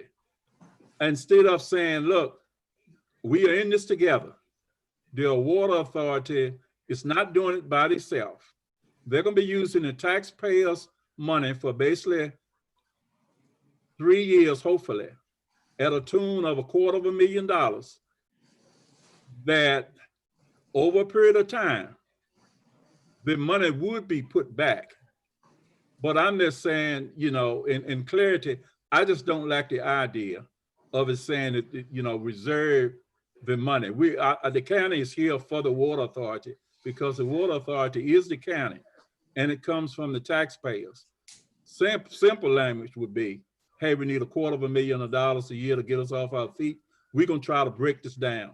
Now, the USDA, if they are saying it, basically they're saying you need a co-signer and that we're gonna be making the payments because the water authority don't have any money to make the payment. You know, and that's the way I'm looking at it. I just don't like the idea of it saying that available payment fee to the authority. The authority is not on top of the county. It's below the county because the county got to pay the fee. You know, and I don't have a big problem with it, but I don't like this switch around language right in the middle of the road on me. I'm not a big fan of the language either, I'll admit, but, you know. It's the language we received from the USDA. Yeah, and Heather got guidance too from our bond counsel. So the language is pretty much commensurate with what the USDA wants. And if I could speak to that just real quickly, what the USDA is looking for, and back to their model. Their model is, their model's their model, but they're looking at a space, a shot in time.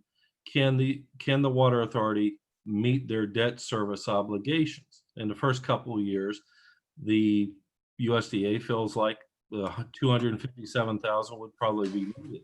What's not seen is the 500 and something thousand below that the water authority is paying because of its operations and its cash flow. So the water authority is cash flowing very well at 600 customers. It's just, well, the bids came in higher than what's anticipated. So for this first couple of years, Reggie, you're exactly right. The USDA is saying that they may need a little bit of help getting off the ground.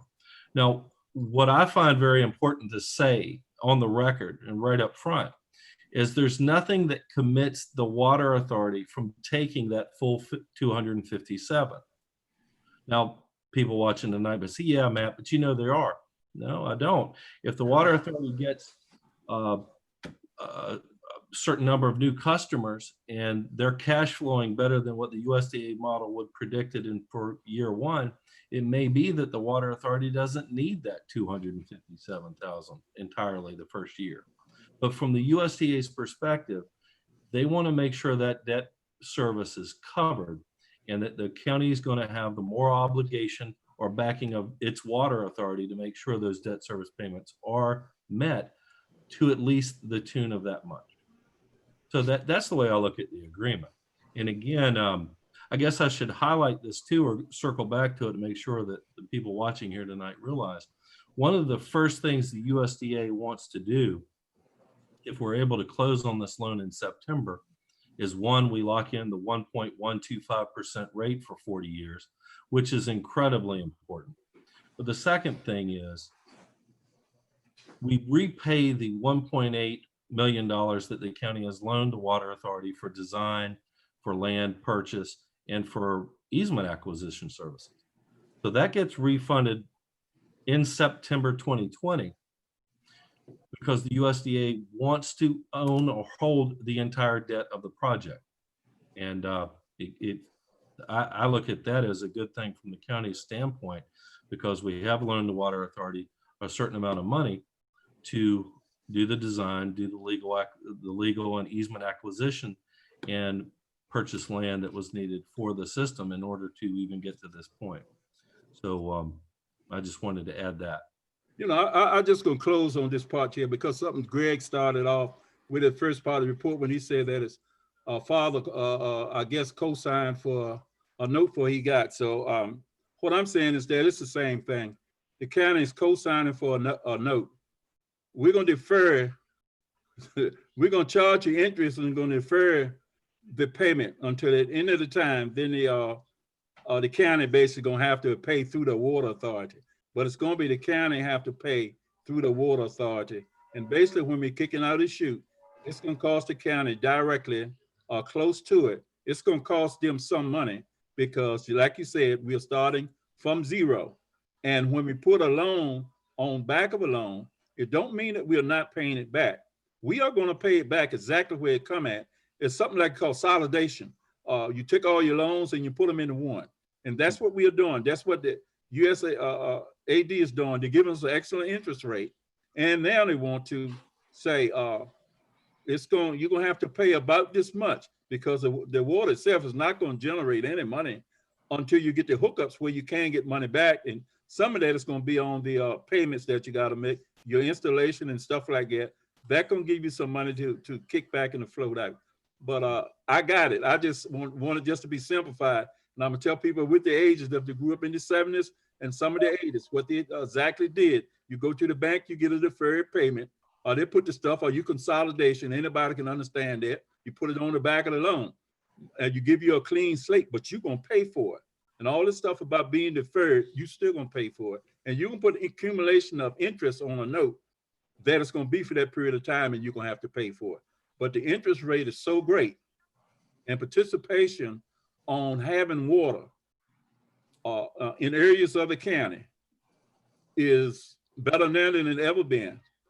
The investments that we already have made is a great investment. The amount of money that we have to borrow, all of us disagree with the increases and stuff we got because of the increase related to anybody that's working with a great salary at a working level didn't increase the way that this water system increased, but it still could be a very good thing.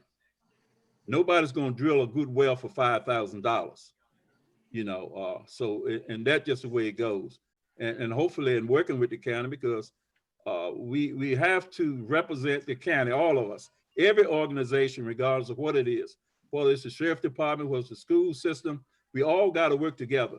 And we're not going to see one-on-one. Don't pit us against each other, but accountability to the county and to the taxpayers is very important. And we have to do stuff in the opening, and we don't need to confuse each other because confusing each other causes criticism. And if we keep it simple, then that's fine. We try to keep it as simple as we can. And that's just what all I got to see. And because I done looked at that water line today, I rode around and looked at it and I know exactly where it goes. And if everybody in Deltaville is on the line right now, it should be. I only seen 35 names. And regardless of what we think about the infrastructure and different things going on, Delta, we're trying to take the water to you. And I just want to remember one thing, that remember, we trying to take the county, the taxpayers from Jamaica and Warner and all these places. We trying to take the water to Deltaville. And on the way, we trying to catch up enough to pay for it. Hopefully, our development in economic and infrastructure would help us enough to pay for it. I'm really looking at the numbers and I think it would. So, you know, and that's just the way I look at things. I like to keep it simple and I like to keep it on point. So, hey, I think Greg been doing a great job. In fact, I talked to him more today than I did any other time during the year, and that's my fault. I'm sorry about that, but Greg is working hard, Matt is working, everybody's working hard. And I'm just collecting information there and I'm having fun at doing it. But I'm a straight and narrow guy. I like things plain and I like it's clear. I'm gonna say that again, plain and clear so anybody can understand. Thank you. Thank you. Thank you. Have any other board members like to have to say something? Yes, Mr. Chairman, I'd like to just add a couple things. In my capacity of serving on the Water Authority, I was able to participate in a call with USDA that greatly helped me. Like Mr. Williams, I don't like the language of this availability agreement, but listening to the representative from USDA gave me a lot of comfort. And I'll just share with you a couple of things that she said. One, she said, you don't have to take money from the county any more than you need.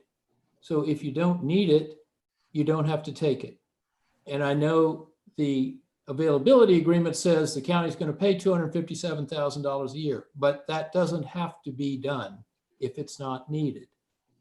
And looking at the economic model of the Water Authority for at least the first 2 years, and I believe the first 4 years, there is not going to be a need for the county to supplement the Water Authority because it will be getting revenue from the final hookups where somebody's paid $500 down, they owe $4,500 when it actually gets hooked up. So there is in fact an income stream as the system is being deployed. The more realistic economic model that the Water Authority has developed does not show anything near $257,000 being required by the Water Authority. And the young lady at USDA understood that fully. And here's another quote from her. She said, when people take out a loan, they need security. It's a method of making sure the government loan is protected. I don't even think you're going to need help. In the meantime, we have to have security even though you won't be paying on it. So I got great comfort listening to her that even though the language in this availability agreement I consider to be onerous, I don't think that it is going to be a drain on the taxpayers of Middlesex County anywhere near what it appears to be. So I just wanted to share that with you. All right. And if I may, Lud, just chime in, Greg mentioned earlier, we did do a quick analysis and presuming that you had a 10% bump in real estate values for those properties that are affected by the water line, the county, just on a quick study of just a few of those water lines, could receive anywhere from $207,000 of additional real estate taxes annually as a result, after taking into consideration, and the sales data bears it out through the reassessments. So it, you know, and back to what Reggie said earlier, and what he said was right. What really started this whole project was the fact that we had citizens in Deltaville come to us and say, we can't get anyone to come and drill a well for us. And when they do, it's like taking it's like rolling dice on whether you're going to get good water. And you almost go into it knowing that you got to buy a $20,000 water purification system in some cases, unless you're one of the lucky ones that happens to tap that vein that serpentines through the vein of good water that serpentines through Deltaville. If you're one of the lucky few that are on that vein, you got pretty good water, but it's dicey and chancy. And I guess the other thought along that line was, our model takes in consideration that we're going to have a very conservative subscriber rate from here on. Evidence to the contrary exists. I mentioned USDA earlier. They had mentioned that y'all are going to be at 600 customers before you go to bid. We were. They're estimating that there are going to be a lot of customers that take advantage of that last incentive of Connect for 7,500 as opposed to the 10,000, what the connection fee would become after construction's completed. We think we're going to receive a bump on that. And that's not factored into USDA's model because they take a shot in time year one. So, you know, just wanted to chime in and provide those points. All right, Matt. Didn't you say that, who's it, Ken Baybutt wants to speak? Ken Baybutt and Natant Decide both are here, and they're able to share their screens if you would like to have them walk through the bids. Okay, yeah, let's do that. Natant, you can share your screen. Members of the board. Yes. Be here tonight. Been some very good discussions, and I've obviously been following it all along. And we did have a very successful bidding process, and we'll go through that in just a few minutes. Just a few words about the change in scope. With about 400 connections in the initial design, where we were with the PER, and then obviously, as you heard, we're up to about 600 connections. Change in scope that helped attribute to the increased cost between the PER phase as well as the current cost. So there are a number of factors, and we'll try to go through these and answer any questions. But I'll turn it over to Natant right now. Oh, so one of the early things that we did was split the project into 6 phases to attract more local bidders, not necessarily bring large bidders from Richmond, Northern Virginia, or nationwide, because of the sort of the size of the project, that sort of worked. So here's the example. Here's the first phase, phase 1A, which is the Rosegill pump station facility. It has a building, a pump skid, a storage tank, and the generator, the power system as well. We received 6 bids. As you can see, there are some local bidders, Franklin Mechanical, E.G. Wade. The low bidder came in at 1.42 million. And it looks like it's even lower based on the arithmetic once we confirmed the bids. Again, good bids, good sort of variety of bids. Phase 1B is the piping is the first piping phase. It takes the water line from the Rosegill facility all the way up to Christchurch and into the Christchurch, connecting to their water system. We actually received 7 bids for this project. Walter C. Villa out of West Point was the low bidder in this phase. Then the phase 2 takes the water line from Christchurch all the way up to Harmony Village, and then north on Route 3 towards Grace Point. Once again, we received 6 bids, relatively the same names. Walter C. Villa was again the low bidder out of West Point. Phase 3A, it's majority of the main 12-inch water main from Harmony Village all the way up to the Deltaville Market and Deltaville Pump Station. Majority of it, the sort of the segment includes the Wilton Creek Road as well. We received 4 bids. Walter C. Villa sort of pulled out at that point because they already have 2 phases. And Graney Construction, Graney Companies, Graney Construction, I believe, out of Gentilly is the low bidder from the for this particular phase. Phase 3B is the Deltaville Pump Station facility. It has a groundwater above ground storage tank, booster pump system, building, backup power. It's from the cost perspective, it's the smallest of the phases. And Vaco Inc. out of Stanston, Virginia, was the low bidder.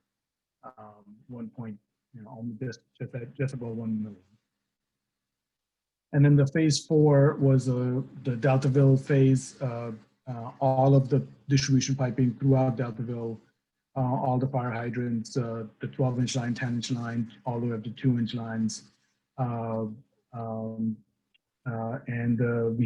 We received 3 bids.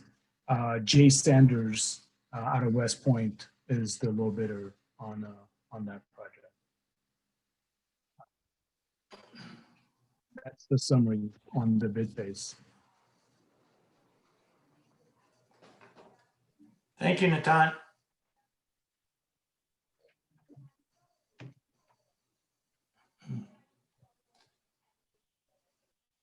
So, wait, is that on all the bids there? That was it? Yeah, those are all the bids. Okay, all right. Well, thank you on that. Any board members have any questions before we make a motion here? Hearing none, at this time, do we have a motion for availability agreement with USDA? I move that we execute the availability agreement for USDA, Mr. Chairman.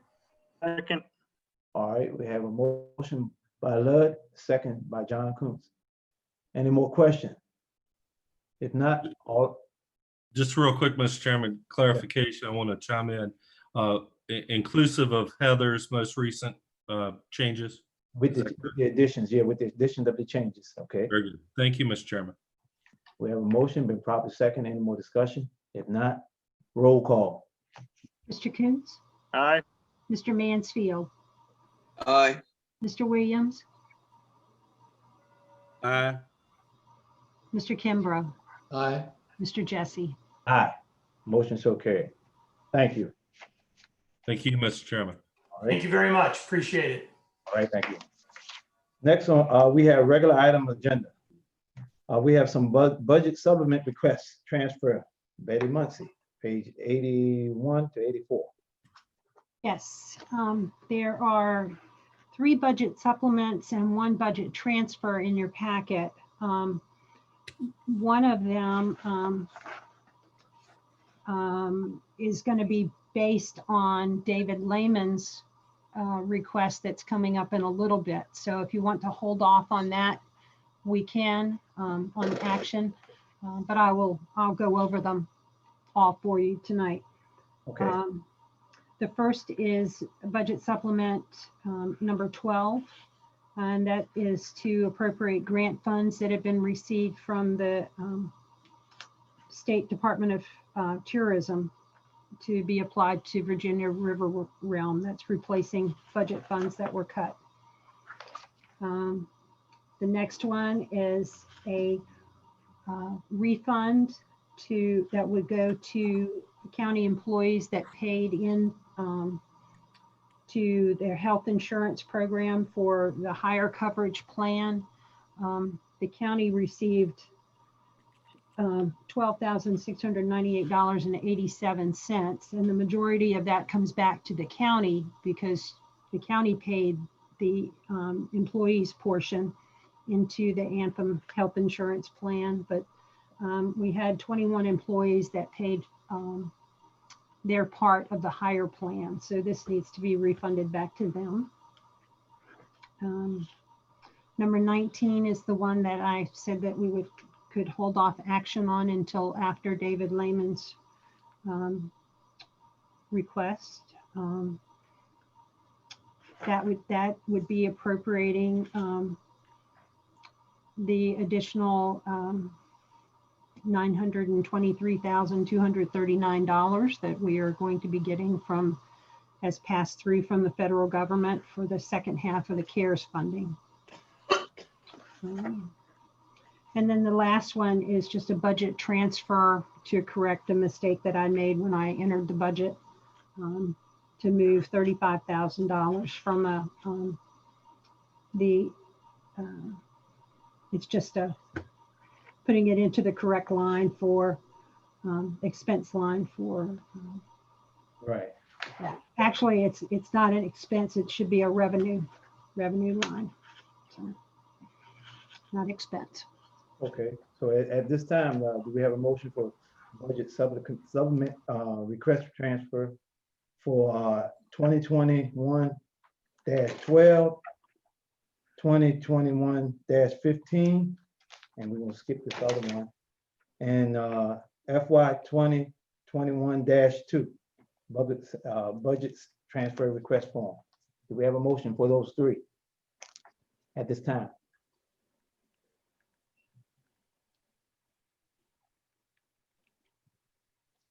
I'll move. So moved. We have a motion. Was it motion by Ludd? Second by, we have a second? I'll second.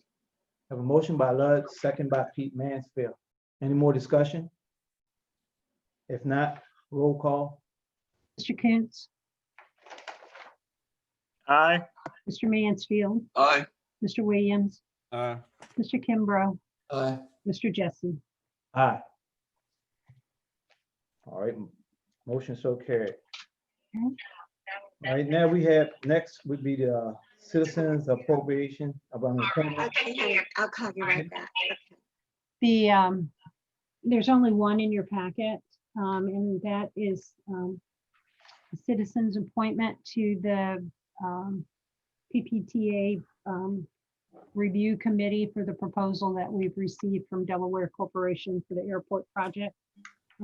Mr. Williams had originally appointed someone who opted not to serve on that committee. And he has now recommended Ann Jones to serve, and her application is in your packet. Okay, do we have a motion to approve Ann Jones? I make a motion that we approve Ann Jones. Okay, we have a motion. Do we have a second?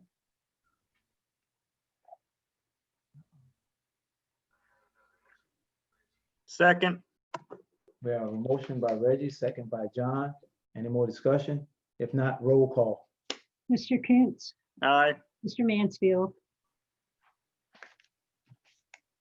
And you're muted. You Mr. might Mansfield. Aye. There you go. Mr. Williams, Aye. Mr. Kimbrough, Aye. Mr. Jesse. Aye. Motion so carried. Next, we have on line C, the Rappahannock River, Virginia Scenic River Destination. We have Hill Wellfoot and Maryland South. Do we have any of those available? I don't know. Yes, Mr. Chairman, I'm promoting them to panelists now. Oh, okay. All right. I'm just looking at. And I think with us too is Miss Leighton Powell. And I'm kind of curious, maybe Marilyn could shed some light. Marilyn, can you unmute for a second? Matt, before we do that, please, we're at the 2-hour mark and we need to do roll call, please. Yeah, thank you, Heather. Thank you. Mr. Coons, I'm here. Mr. Mansfield, Aye. Mr. Williams, Yeah. Mr. Kimbrough, Here. Mr. Jesse. Here. You gotta give me a little bit of water. All right. Thank you.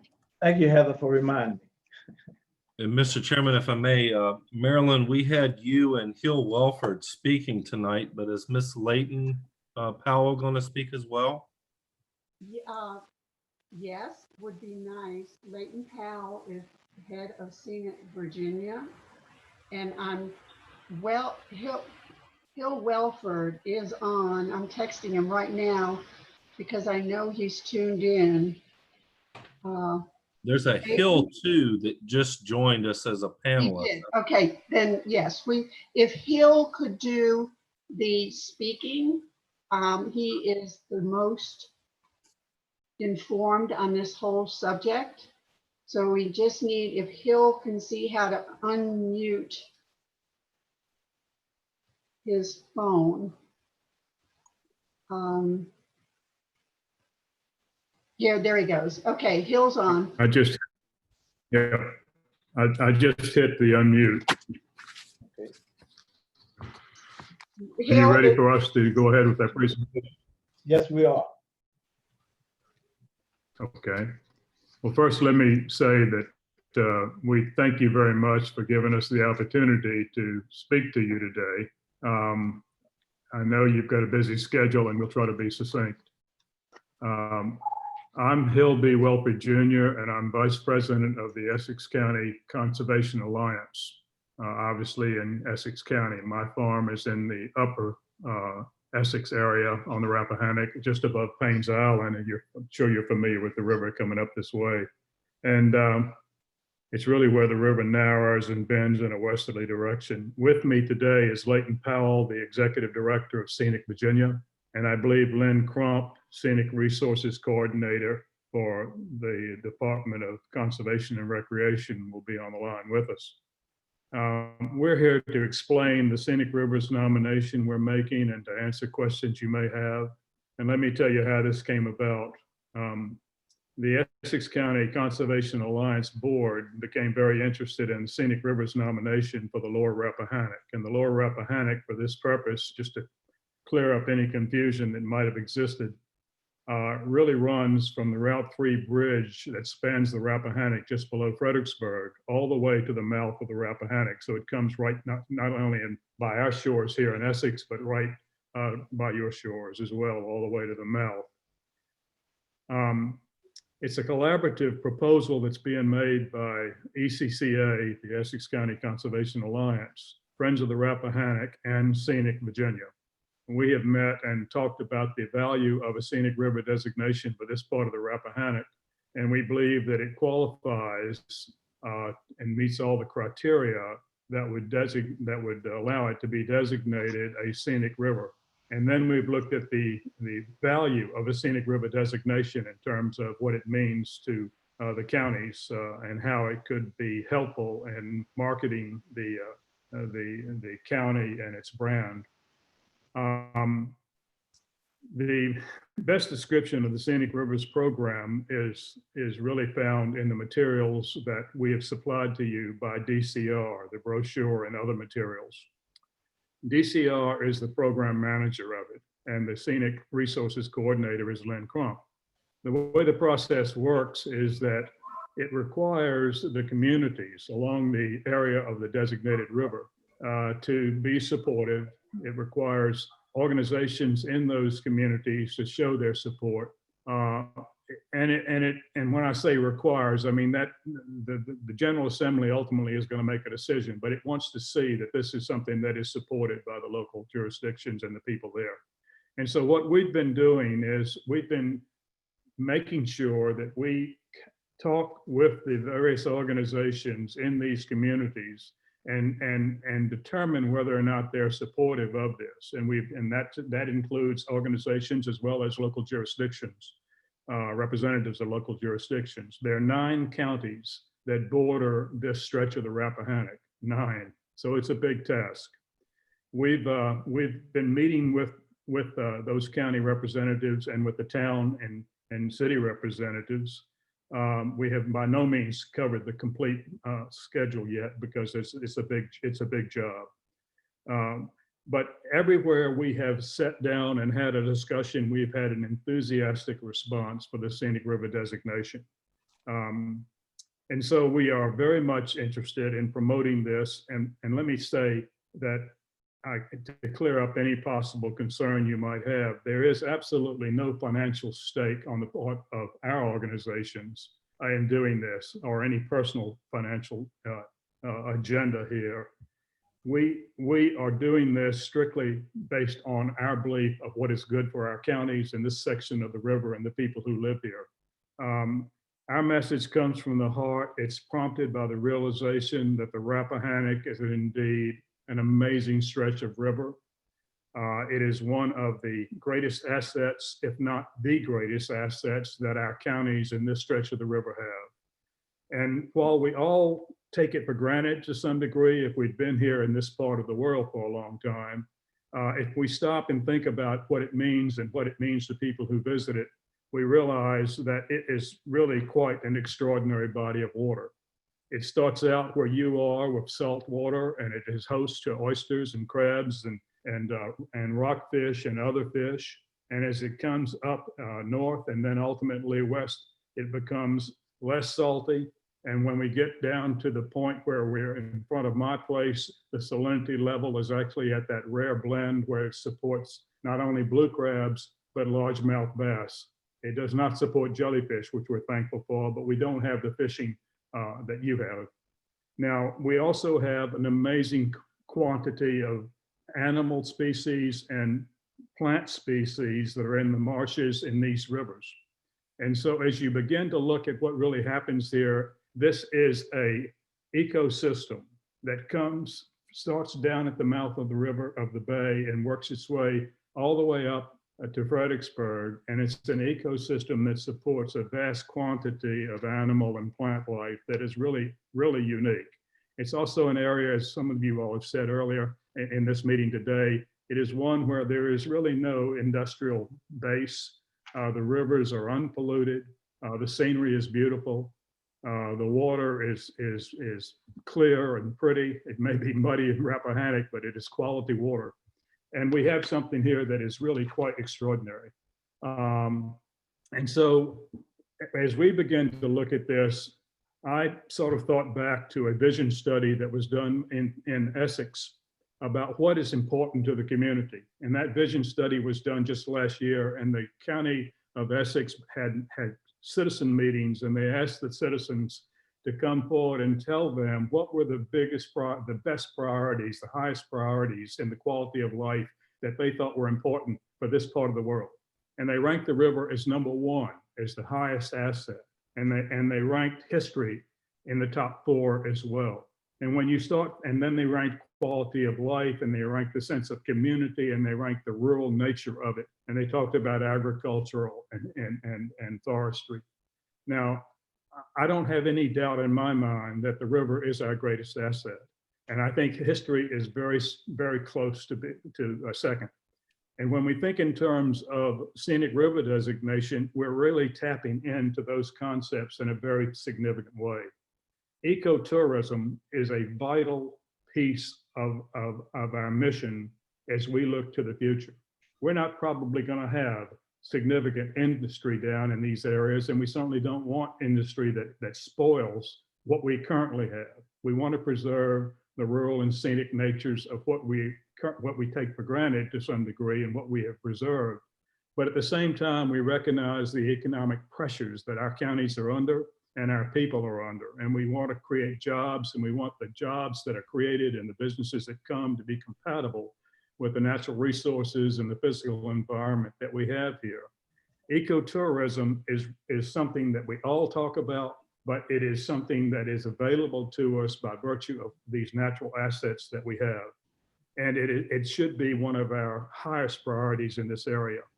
The scenic river designation allows our counties to focus on that and to really focus together as a group of counties to brand this area of the country, where ecotourism becomes not just something that we talk about, but something that really is an economic stimulus to a county or to a group of counties that need these funds to ease their financial burden.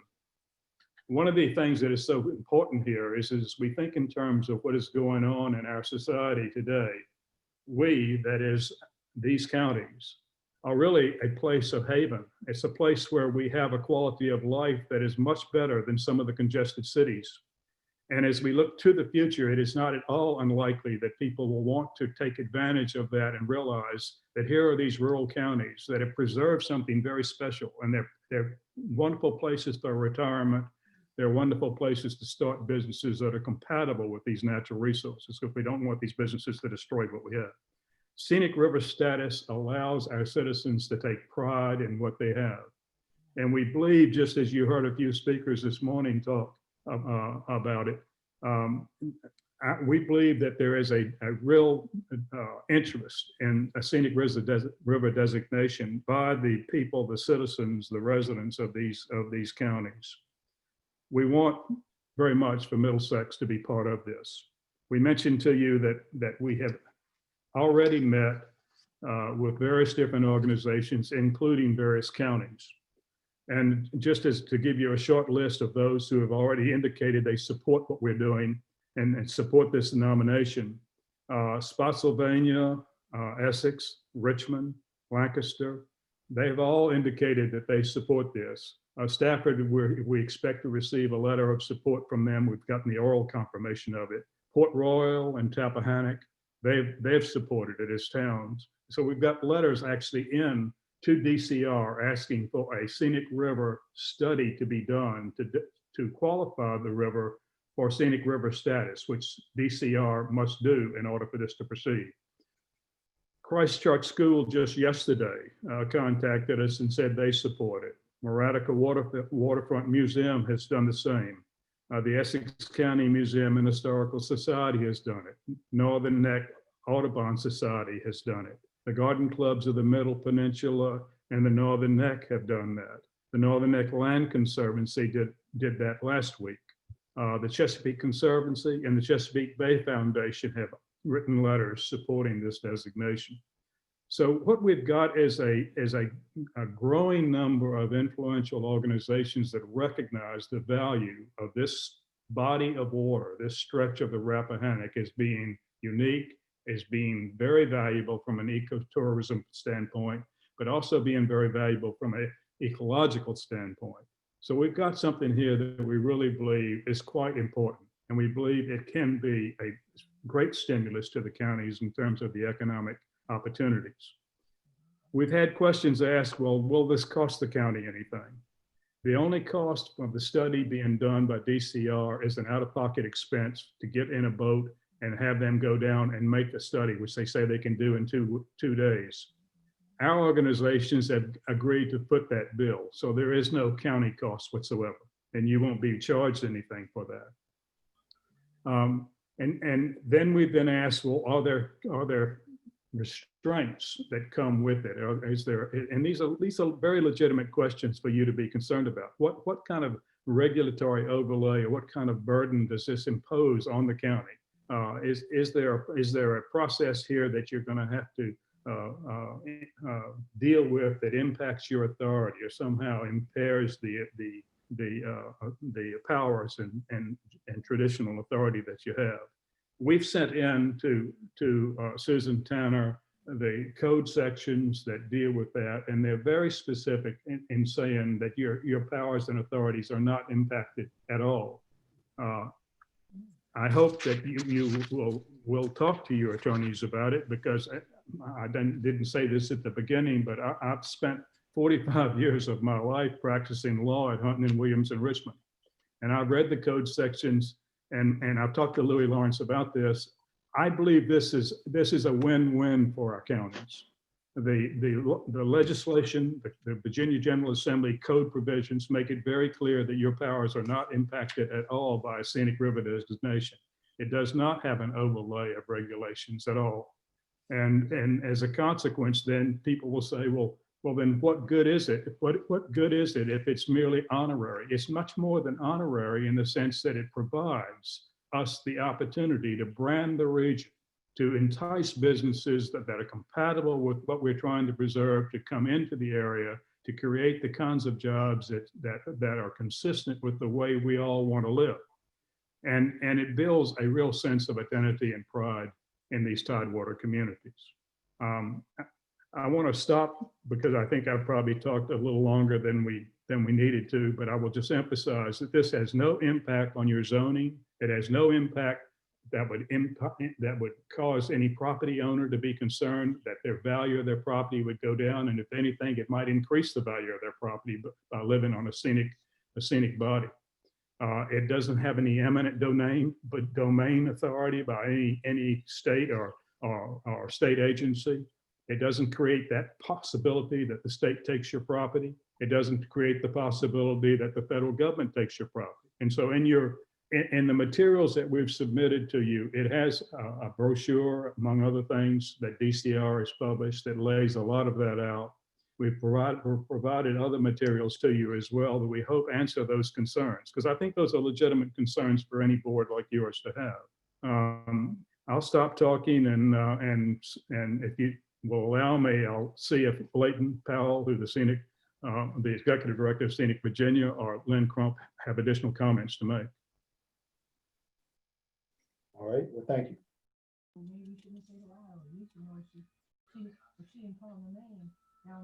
Does Lynn Crump or Leighton Powell want to say anything, add on to the discussion? So this is Lynn Crump with the Department of Conservation and Recreation. I'm here primarily to answer any questions that you have about the process, the program, or its history. The only thing I would add is just to be aware that 2020, the year 2020, is the 50th anniversary of this program. So this is a program that's very well established, that has a long running history with lots of communities that are very happy with the program. The other additional thing I would add is that this program is, it's a recognition, as Hill said, and it's one that you all can use to your own benefit in whichever way you all seem to think is the most important. We have about 960 miles of designated rivers across the state. Few of them are in the coastal region. This would be a great asset to add to the program, is having a coastal river. That may sound like a lot of rivers, but there are 49,000 miles of river in Virginia, so it's less than 2% are designated as scenic. So they are unique and special. Right. Okay, well, thank you on that. I would like to hear from Louis Lawrence. Louis, I see you still on.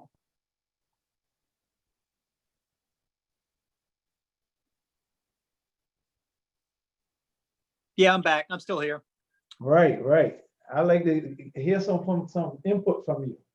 Yeah, so Hill did a nice job kind of relaying out. We had a lengthy conversation this weekend, and I gave Hill some background on when this has come up on the York before, when it's come up on the Dragon before, and spent some time talking about how rural coastal communities have lived through the Bay Act being deployed in communities that did extremely good things in protecting rural water quality.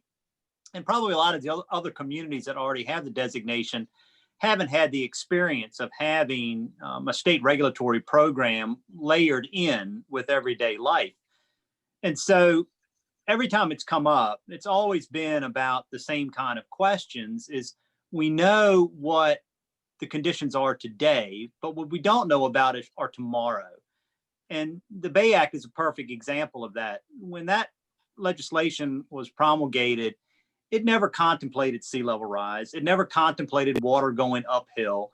There was an incompatibility with something that nobody foresaw. And it has left our rural communities in a really difficult space of trying to figure out, how do we manage this? How do we live with these changing conditions when we have a program structure that wasn't ever envisioned to manage this? And so that's why I say to you all, just be cautious, not about conditions today, but for conditions tomorrow. Is the program well-intended? Absolutely it is. Was the Bay Act well-intended? Absolutely it was. Did it do great things protecting the environment? Absolutely. Has it made it complicated for you all to manage land use at the local level? Absolutely it has. So just take great care and think through the different provisions that are there.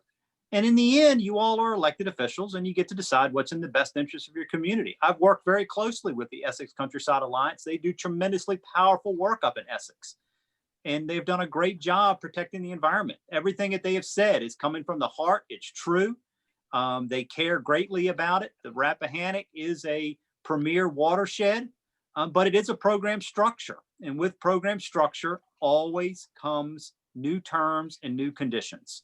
And you just have to evaluate those and decide at the end of the day whether or not the pros outweigh the cons. And in the end, I don't get a vote. And so my job is to just help educate you all to think through choices. And that's what I'm trying to do for you all. Well, I appreciate that because, I look at Middlesex County, we're a little unique than all other counties down, in the Rappahannock, because, we have these campgrounds and we have a lot of things here, and we know how important the river is to us. That's right. I realize that. I think as a board, we should just go ahead and table that and do a little more research before we jump on a board. That's just my personal opinion. I don't know how the other members feel about that, but I think we need to just just ease up on the brake a little bit and do a little more research. And I understand that a lot of other counties have been involved in this, but they don't have the doubling of the population that Middlesex County has, and that's what I see. And I know that we have the Bay Act and different things that we want to keep our waterways free. We got a lot of fishermen, crab and fish here, and but I think we need to just take a close look and really before we jump on board, just look at everything overall. Any other board members?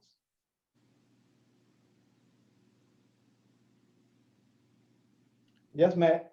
Mr. Chairman, I think I may have a recommendation for the board. Hearing the discussions on ecotourism, I think I would recommend the board maybe have this go to the Planning Commission for further review and study along with the EDA. And maybe have some of the fine folks that are here tonight talk to those bodies and chat them through the process. And I just saw where Miss Leighton Powell just got on. She may want to speak too, but I think it would be helpful for the board to get a recommendation from those two bodies. And I'll just echo what Louis said. We've had a long record with the state saying, well, this is how it's going to be. And then a few years later, it changes. And that would be my only reluctance. And of course, I think this is a great program, but there's a I guess, a little bit of twice bitten or once bitten, twice shy. And some of the dealings we've had with the state on certain other issues in recent history, then I would just recommend the board maybe have the Planning Commission and the EDA talk through this and study it a little bit more and come back to the board with a recommendation on it. Okay. I see Ms. Powell is there. Would you like to speak? Oh, I'd love to. Mr. Chairman and esteemed board members. I'm Leighton Powell with Scenic Virginia. We are a longtime supporter of this program. We are the only statewide conservation organization dedicated to preserving, protecting, and enhancing the scenic beauty of the Commonwealth. And so I tell people I have the best job in the world. Middlesex is a gem. I mean, it is such a jewel.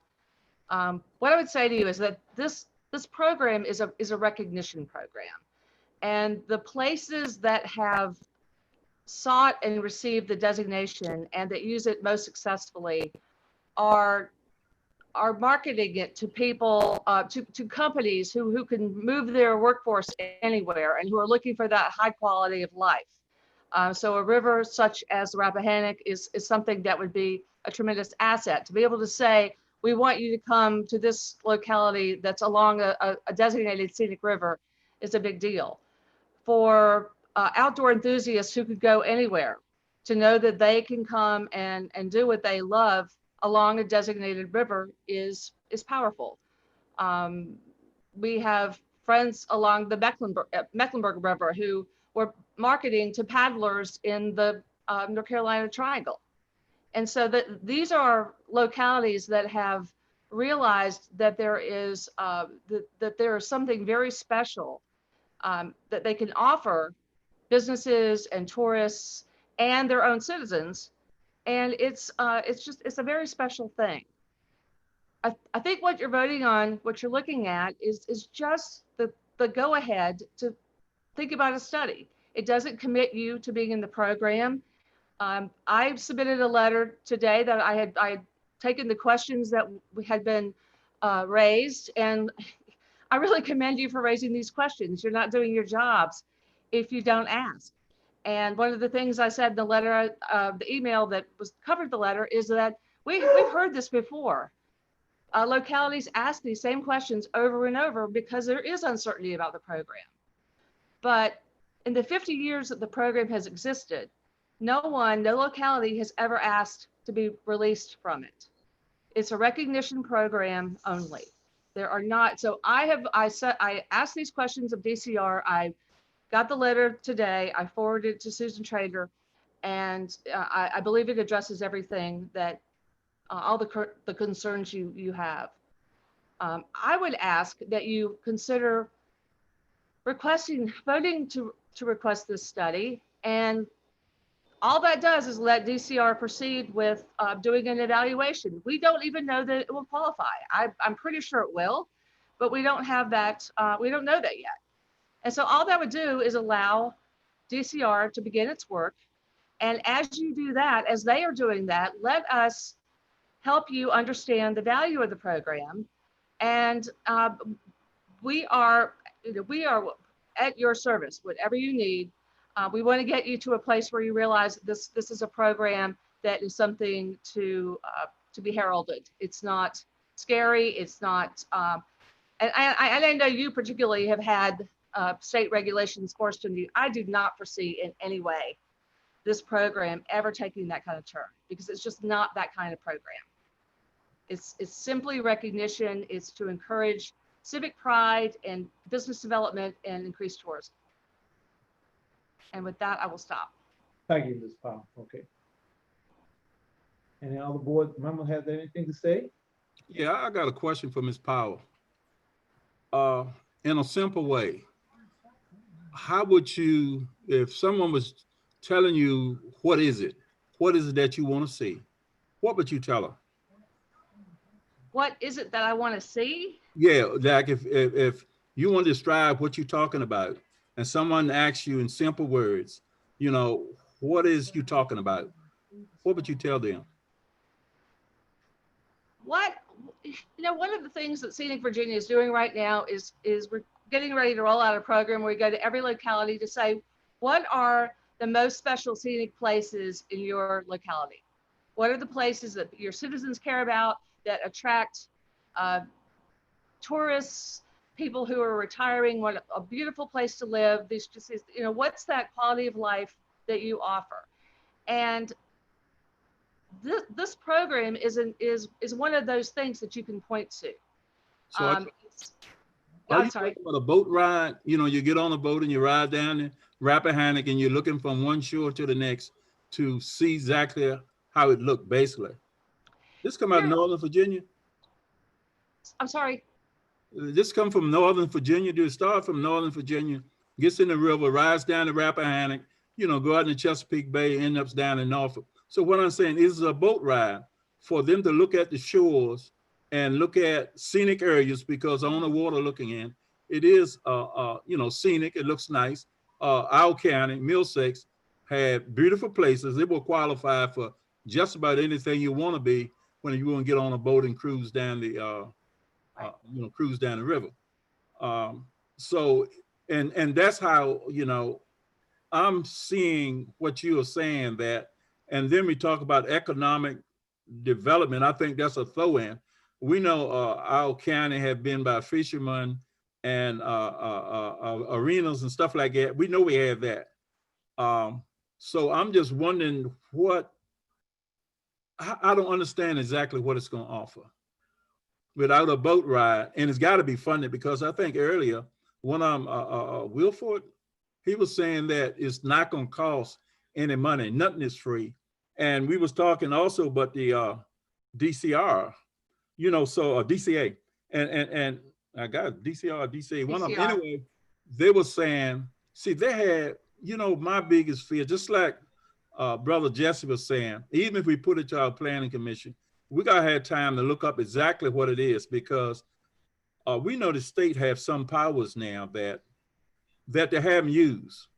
And in 2020, I'm finding out that it's a whole lot of things they're putting on the books that are not. And I guess the biggest fear would, if we do something like that and we are, and somebody else come in, we'll lose control of our, we will lose control of our waterways. We will lose control of our shorelines because somebody else, whether they use their power or not, it's there. So when something is there, you got to get rid of it. And I feel that we just got to have more control on what goes on in our waters. And it's a little fear that they'll take that away from us. This program has no kind of control, local control. It has no control over the locality. DCR can make recommendations. It's not, and Lynn, you jump in if I'm misstating anything. But again, we're here today to ask you to just to consider having the study done. Okay. That gives you plenty of time to learn about the program and you know, the last thing I want to do is have you get into a situation that you're not comfortable about. And so I don't want you to feel like I'm pressing you too hard, because that's not what I'm trying to do. I can tell you that I don't know of I know that no locality has ever asked to be let out of the scenic river designation. But if you got to the point where you needed to, you can. It doesn't bind you to anything. All it does is allow you to say that your stretch of this river has been designated a scenic river. I don't anticipate ever having any kind of red tape coming with it. That's just, it's not that kind of a program. It's not about water quality and about, it doesn't prevent you from doing anything. It doesn't prevent people from using the river. It doesn't make the landowners beholden in any way. It's simply to make people feel proud about what they have and what you have. I would like to also say, you know, with Middlesex County, we're known by the Banner Arch Festival. Been here for over 50 some years. Yeah. And we're well known. And we have River Rim, we have Middle Peninsula Alliance, and Middlesex County have been very well represented in the Middle Peninsula over the years. as you know, putting us on the map, letting you know where we're at. So because I know when you were talking, you were saying, well, you know, they're advertised, let you know where Middlesex is. We're doing a lot of that now. Right. Okay. Well, so one thing to know is that the designated stretches of river go onto a map on the DCR website. There's a website, there's a map, you know, there are ways that you can, I mean, Virginia's outdoor recreation business is blowing up. Now, right now, maybe not, but people can still go outside and you're going to see a lot of that. But for people who are looking for an exceptional experience, they go to this map to see what's the most beautiful river I can go and be on or look at. You know, there are plenty of people who want to boat. There are plenty of people who just love to look at beauty. And I understand your concerns, but I will tell you, Scenic Virginia has been around for 22 years. Our credibility is everything to us. We do not push programs that we can't stand behind. And I can tell you fervently and honestly that this is something that is good. And whether it's right for you is up to you, of course, but there's not a secret agenda behind it. And I really believe that I can't imagine any kind of ramifications from a recognition program affecting the kind of things that have been raised. Any other board members like to say something? Yeah, Mr. Chair, I think what I'm hearing is the Planning District Commission has injected some question as to whether there might be additional review to any projects that we might not be able to envision. And I think at a minimum, the county attorney should review this. I would encourage the county attorney to have an eye on future potential development of public access, which would actually help with our ecotourism. And I want to make sure that we don't get ourselves in a place where it's harder for us to continue to envision increased public access. But I guess I would also comment from my own background in the electrical generation industry. 50 years ago, we were shutting down a lot of dams, but we were also in the process of still considering adding dams. I'm willing to stand corrected, but I think a lot of this program came out of our attempts to recognize the value of removing dams and never going back to dams, with rare instances where they might make sense. But what we learned is over the first 150 years of electric generation, dams have a terrible impact on the environment, hydrologically as well as environmentally for the species and the flora. And I think that's where this came from originally. I don't think we have any dam opportunities here, and I don't think you could get one cited for about 20 different agencies would get involved and say no to it. But I do value the ecotourism potential. But I do think there's almost a little bit of irony in that we don't have the public access, and where we do, as we heard earlier in the meeting, it's silted in a lot of times, and we're having to look at engineering studies to get better public access. So for now, what I'd like to do, Mr. Chair, if it's the will of the board, is just ask the county attorney to review this with an eye on some of the concerns that the Planning District Commission has raised, and with an eye on future potential development of public access. Okay, I think that's a good idea. Any other board member? Yes, Mrs. Powell. You got to put your mic back on. My beagle is in the background baying, so I had to silence him. Right. I wanted to let you know that I did send forward the letter from DCR that addressed all those concerns, and Kelly McClary, who authored the letter, included a letter from a 2017 letter from the Virginia Attorney General's office about this program. And so that might be a good resource for your county attorney to take a look at that. Okay, well, thank you. All right. Well, if I'm hearing nothing from any board, then we just go ahead and just table that to now and do what you said, John, and we go through that way. All right. Any other board members? Okay, if not, well, thank you. Thank you. Mr. Chairman, I just want to clarify. So you said you wanted to table this matter, and then are you asking me to review it, or are you sending? Review it. Well, John motioned to, John said to, he would like to review it, let you review it and we look over it. Is that the desire of the board? Well, let the board, okay. What's the will of the board? You know, John, do you want to make a motion on this? I don't need a motion, just a consensus. That's all. I mean, Let's get a consensus. Can we just get a consensus with head nods, or if anybody wants to speak against that idea, feel Right. free. All right. Pete's nodding. Yes. Let us say yes. I'm Ready? good. I'm good. Okay. Yes. Okay. Let's do And that. then, Mr. Chair, I'm happy once we see the review from council to speak with individual members of the board and make sure it's appropriate to bring it back up once we've done that. And I think the first step would be, at that point, if we're interested, authorizing DCR to do their review. And then we would have some more time to actually consider after that whether we want to move forward. But let's take the first step and have Heather take a look at it. Right. Okay. Thanks. All right. And thank you. Next, we have Emergency Service Care Act Grant. David Lehman. Mr. Chairman, can you hear me? Yes, I hear you, David.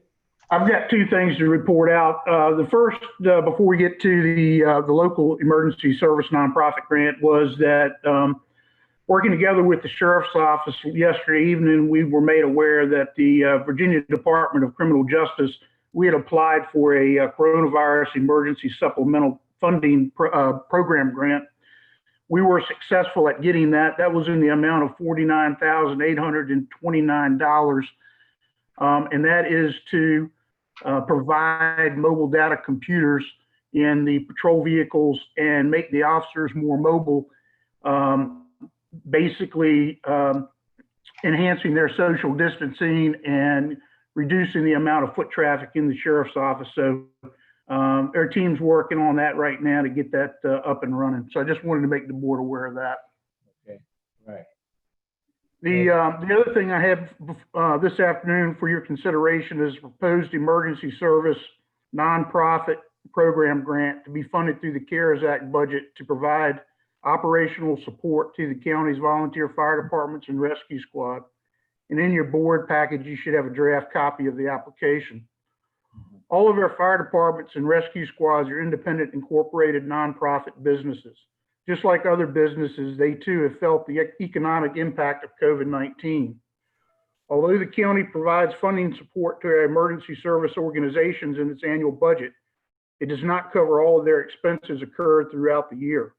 These organizations depend on donations and/or fundraising events to cover the remaining expenses. Because of the COVID pandemic and to promote social distancing, all of our volunteer fire and rescue agencies voluntarily cancel most of their fundraising efforts. As an example, the rescue squad has suspended their weekly bingo activities. Lower Middlesex Volunteer Fire Department had to cancel their crab feast. The Oyster Festival being canceled affected the fundraising efforts of several of their departments. All of our fire departments and rescue squads have lost anticipated revenue needed to maintain the operations because of the pandemic. During this time, calls for service have increased as well as operational expenses.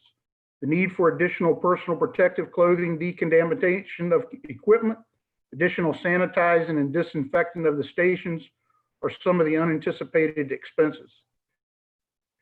Matt and I have been researching ideas on how we can provide support to our volunteer fire departments and rescue squads during this time based on the cost of business interruption, or basically the lack of fundraising, to ensure they're properly equipped and can provide the necessary fire and EMS service to the community. We've been researching what other localities have done to support emergency services with the use of their federal CARES Act funding. The town of Bridgewater is an example, provided funding directly to the volunteer fire department for operational support. Richmond County is implementing a nonprofit grant program. West Virginia, as an example, governor took $10,000 off the top of their allotted CARES Act funding and provided $10,000 to each of their 419 volunteer fire departments. What we're recommending tonight is using the grant process to allow each organization to articulate their needs, describe their impact, the direct impact, and any future challenges related to COVID-19. This proposed grant program would provide each fire department the opportunity to apply to up to $20,000 and up to $40,000 for the rescue squad. The reason for the funding difference in the rescue squad is it operates out of 2 stations, and they've had the most impact during the pandemic. If approved, the grant application would be forwarded to each fire department and rescue squad to complete and submit back to the county. And then what I would suggest, if approved, is we assemble a committee of the Director of Emergency Service, County Administrator, and myself to review the application and make the awards on your behalf. So that's kind of the high-level overview of this program that we're looking at. That has the direct relationship to the budget appropriation, and I think you've tabled until this point in time, where $120,000 was committed to this grant program. All right.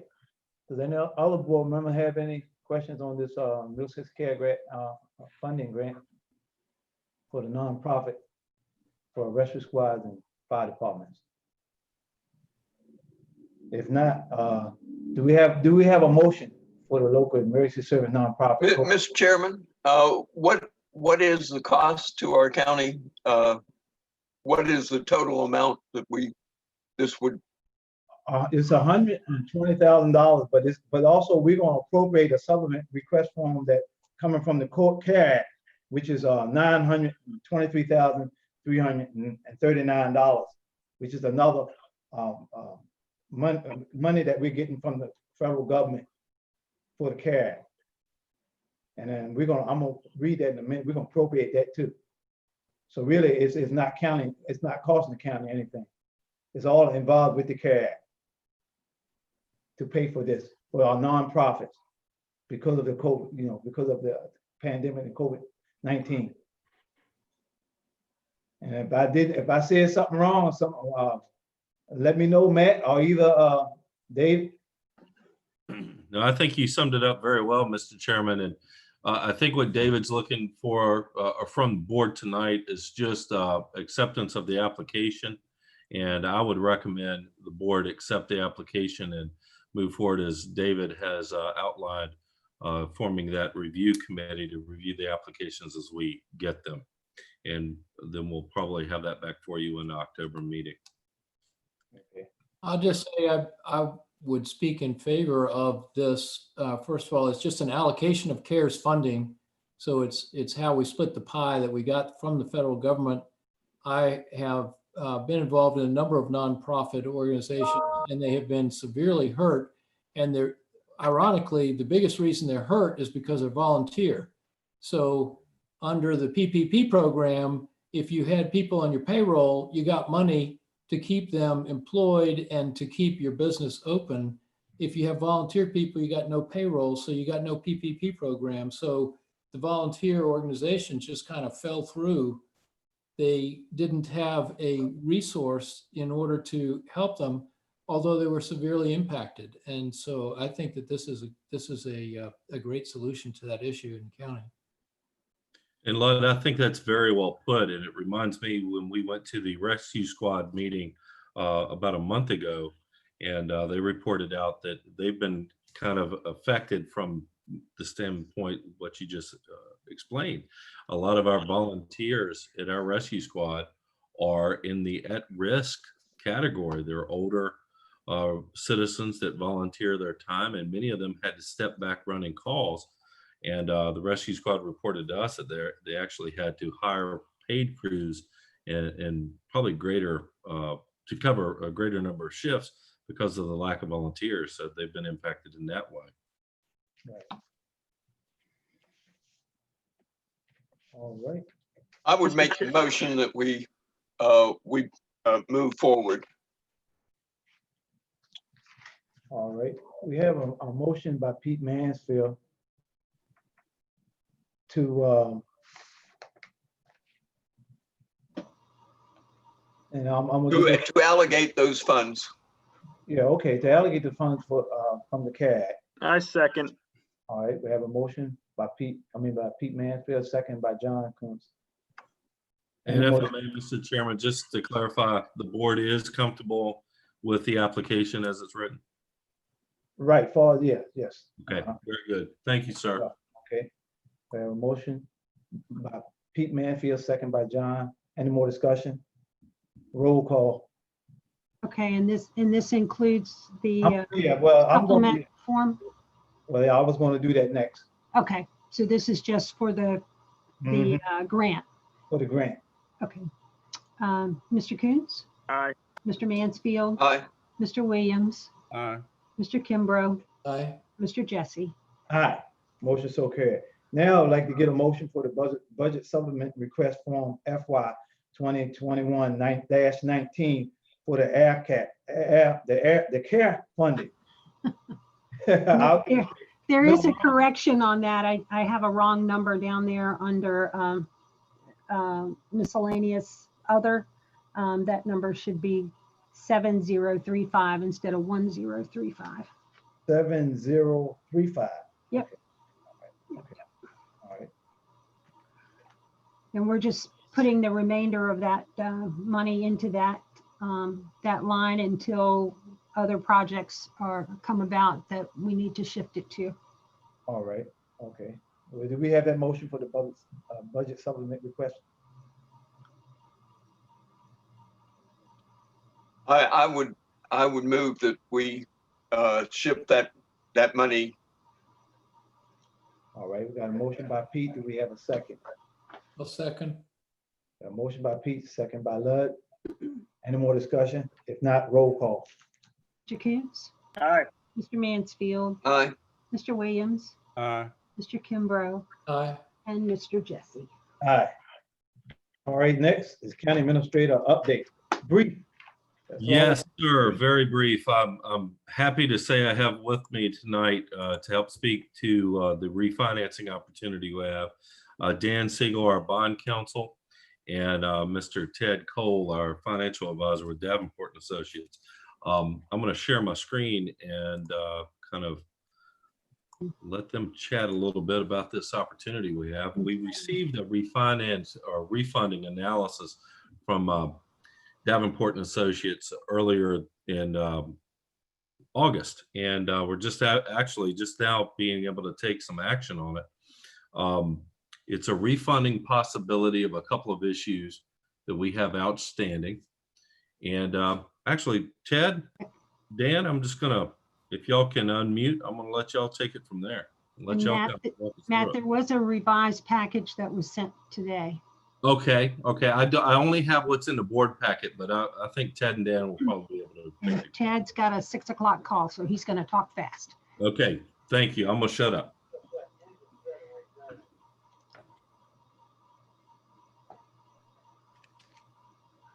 Ted, are you on? With Ted. There's Dan. That's Dan. I think you have to unmute, Ted. Oh, okay. And Matt, you might need to unshare that. Okay, let me unshare. There we go. Um, I see Dan's name. Yeah, there's a picture of me too, if you want to. There's both. I don't know if you can accept both, but anyway. We accept you, Dan. What happened to? I clicked the button to ask him to unmute, but I'm not sure. There may be an issue on the other side. Oh, now it's saying rejoining somehow. What the? Okay. That's your picture, Ted. I mean, Dan. Oh, okay. Let me see if I can fix that.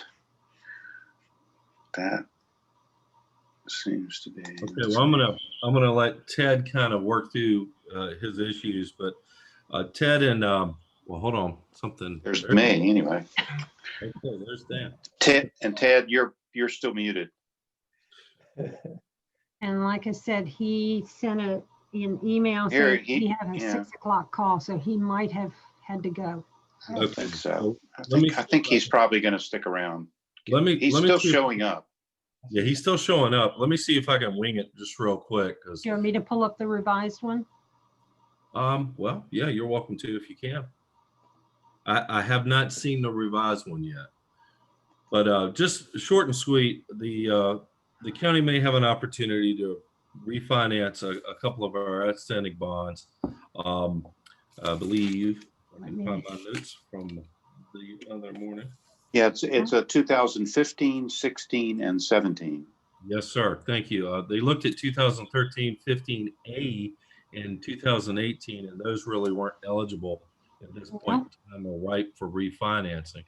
The ones that were able to are on your screen. And I cannot find mine. Okay, I'm gonna share mine. We're good. The numbers may change a little bit, gentlemen, because I think the interest rates are fluctuating. But in your packet, you have the proposal that was mailed to us earlier in August. And you see the three issues that are ripe for potential refi are the 2015B, the 2016 equipment lease purchase, and then the 2017 bond. I'll give you a short and skinny.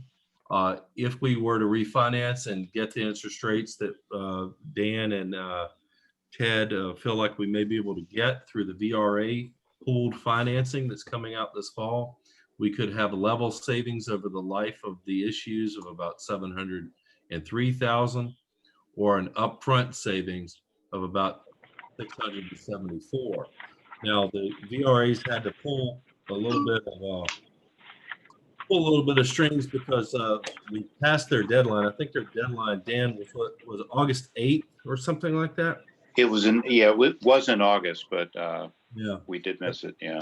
But they are gonna see if they can include us in the package because they've had a couple of localities drop out, and may make room for us. And if they can, we may benefit with some savings to some of our debt service to the tune of either $674 or thereabouts. Could be a little lower based on the interest rates that finally get hammered out and promulgated.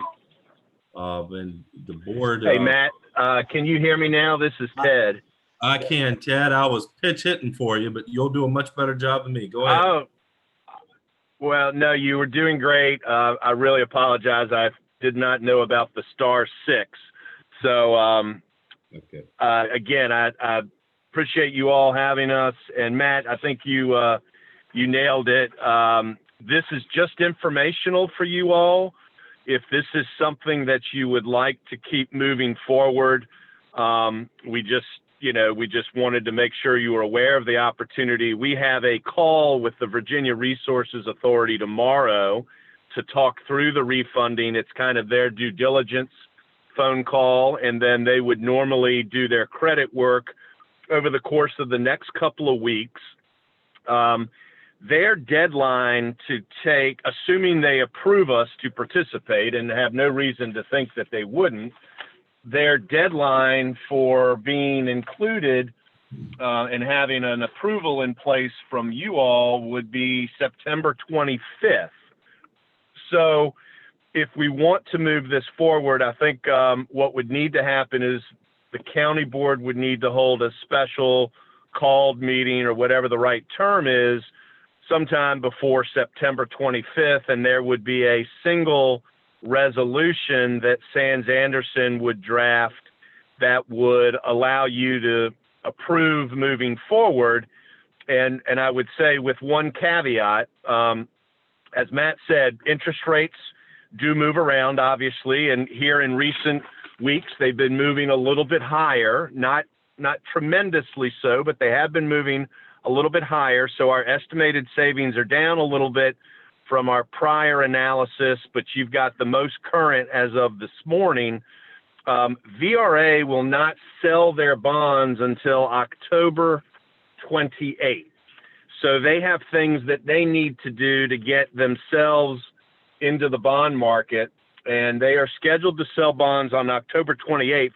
That is the date where, if you're in the program, you would lock in your interest rates through them, and we would lock in the savings. So we would be asked to approve participating on or before September 25th, but we would still have about a month before the interest rates could be set.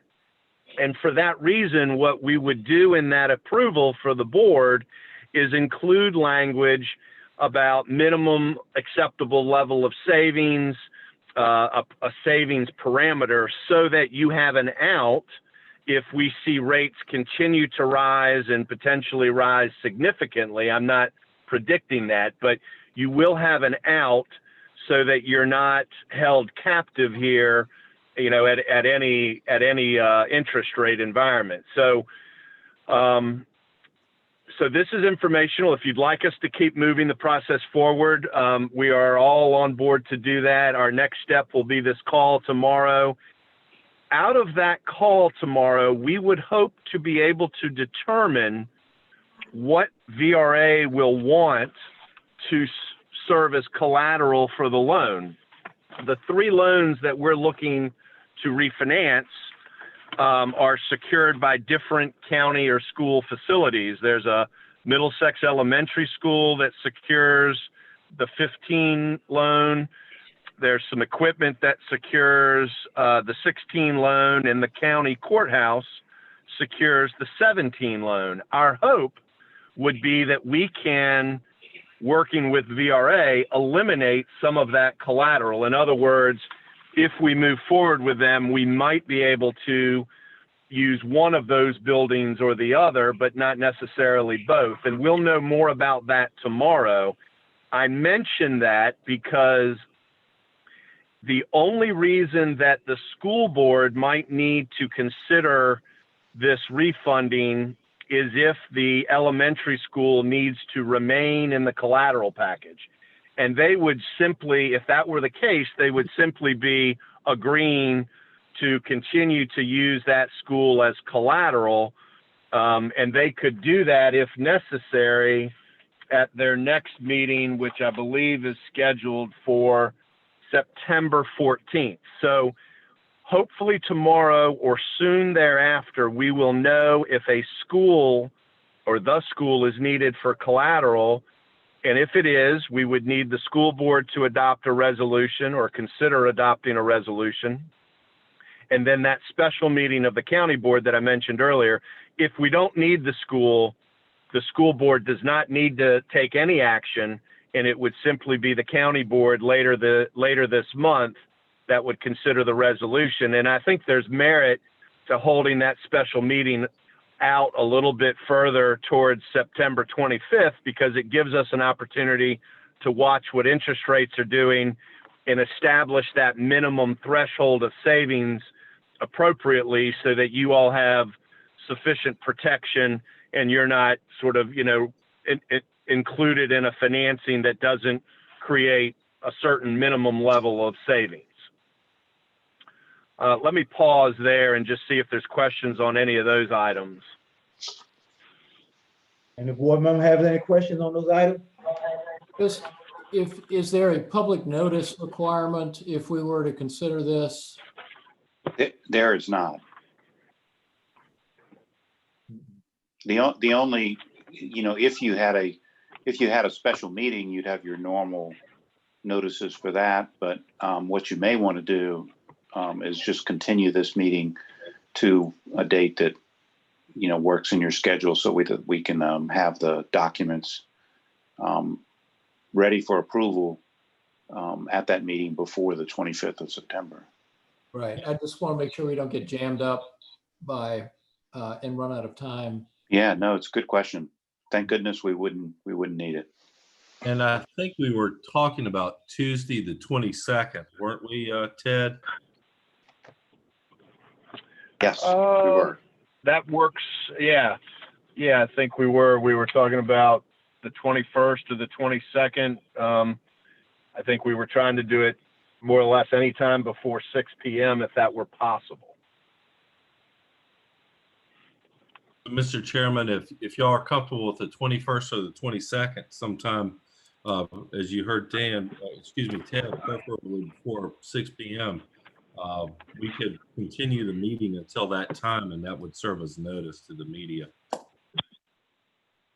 So 21st is on a Monday, right? Yes, sir. Hey, to poll the board, what's the will of the board? Let's do that. I'm happy to do either date. All right, I'm good. I had one other question if the other board members are good with the dates.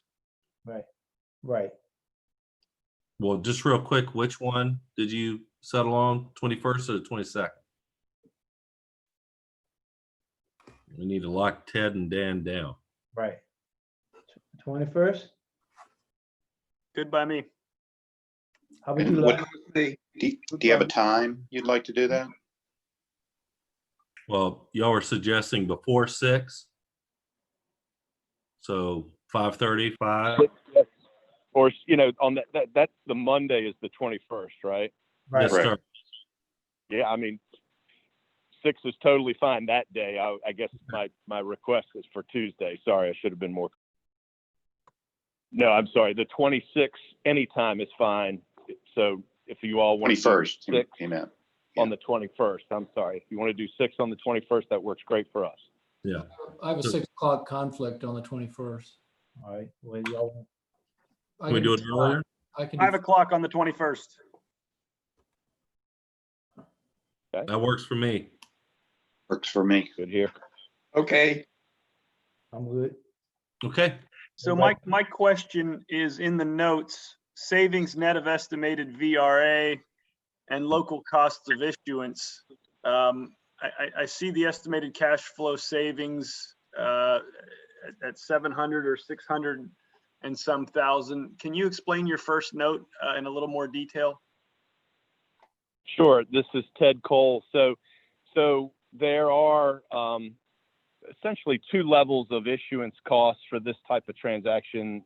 One would be sort of the local level costs for our work and bond counsel's work. Perhaps there's some county attorney work. And then there are also program fees that VRA charges to people that, to local governments that participate in their program. What typically happens is those costs are included in the issuance, so included in what we might call the 2020 bond, and that's what we've assumed in our numbers. And when we do the annual comparison of the existing debt service to the new debt service, we come up with those annual debt service savings, and that's where we say those are net of the issuance costs. In other words, they have accounted for the issuance costs that we've included in the analysis. And at this point, they're estimates. I would say that we've probably characterized we have set those at a little bit on the higher side. We need to fine tune that with county staff and drill down on those a little bit, but they are in there so that we're not overstating the opportunity. And I would expect we could trim those back a little bit, and we'll work with staff to sort of firm that up as we get closer to that meeting on the 21st. But I think, Mr. Coots, the real question is and I don't know if you remember me from the hike on the priest, but anyway, it's definitely a net number. So, if as we're able to trim those costs, the net number should increase. So the numbers you're seeing in savings are net of all that.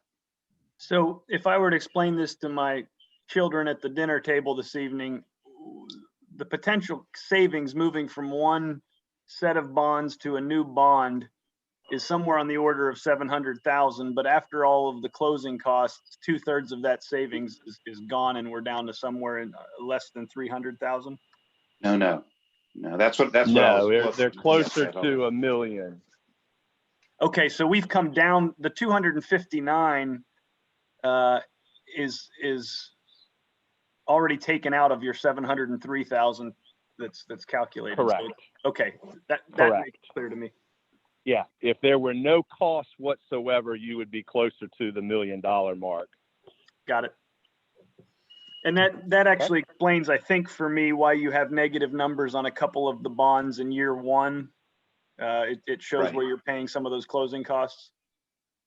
Well, there's that to some extent, but it's also we're changing the payment dates. We're not extending any debt out of the fiscal year where it's currently scheduled to mature, but some of these loans you've already made payments in FY21, And with VRA, you would have another payment in April of 2021. So it's part of what's driving those negatives in that first year is the fact that you might have already made some payments on those existing loans in the current budget year, and you would have to make an interest payment in April of 21. So there might be a little bit of savings in that first year. That's primarily what's driving that.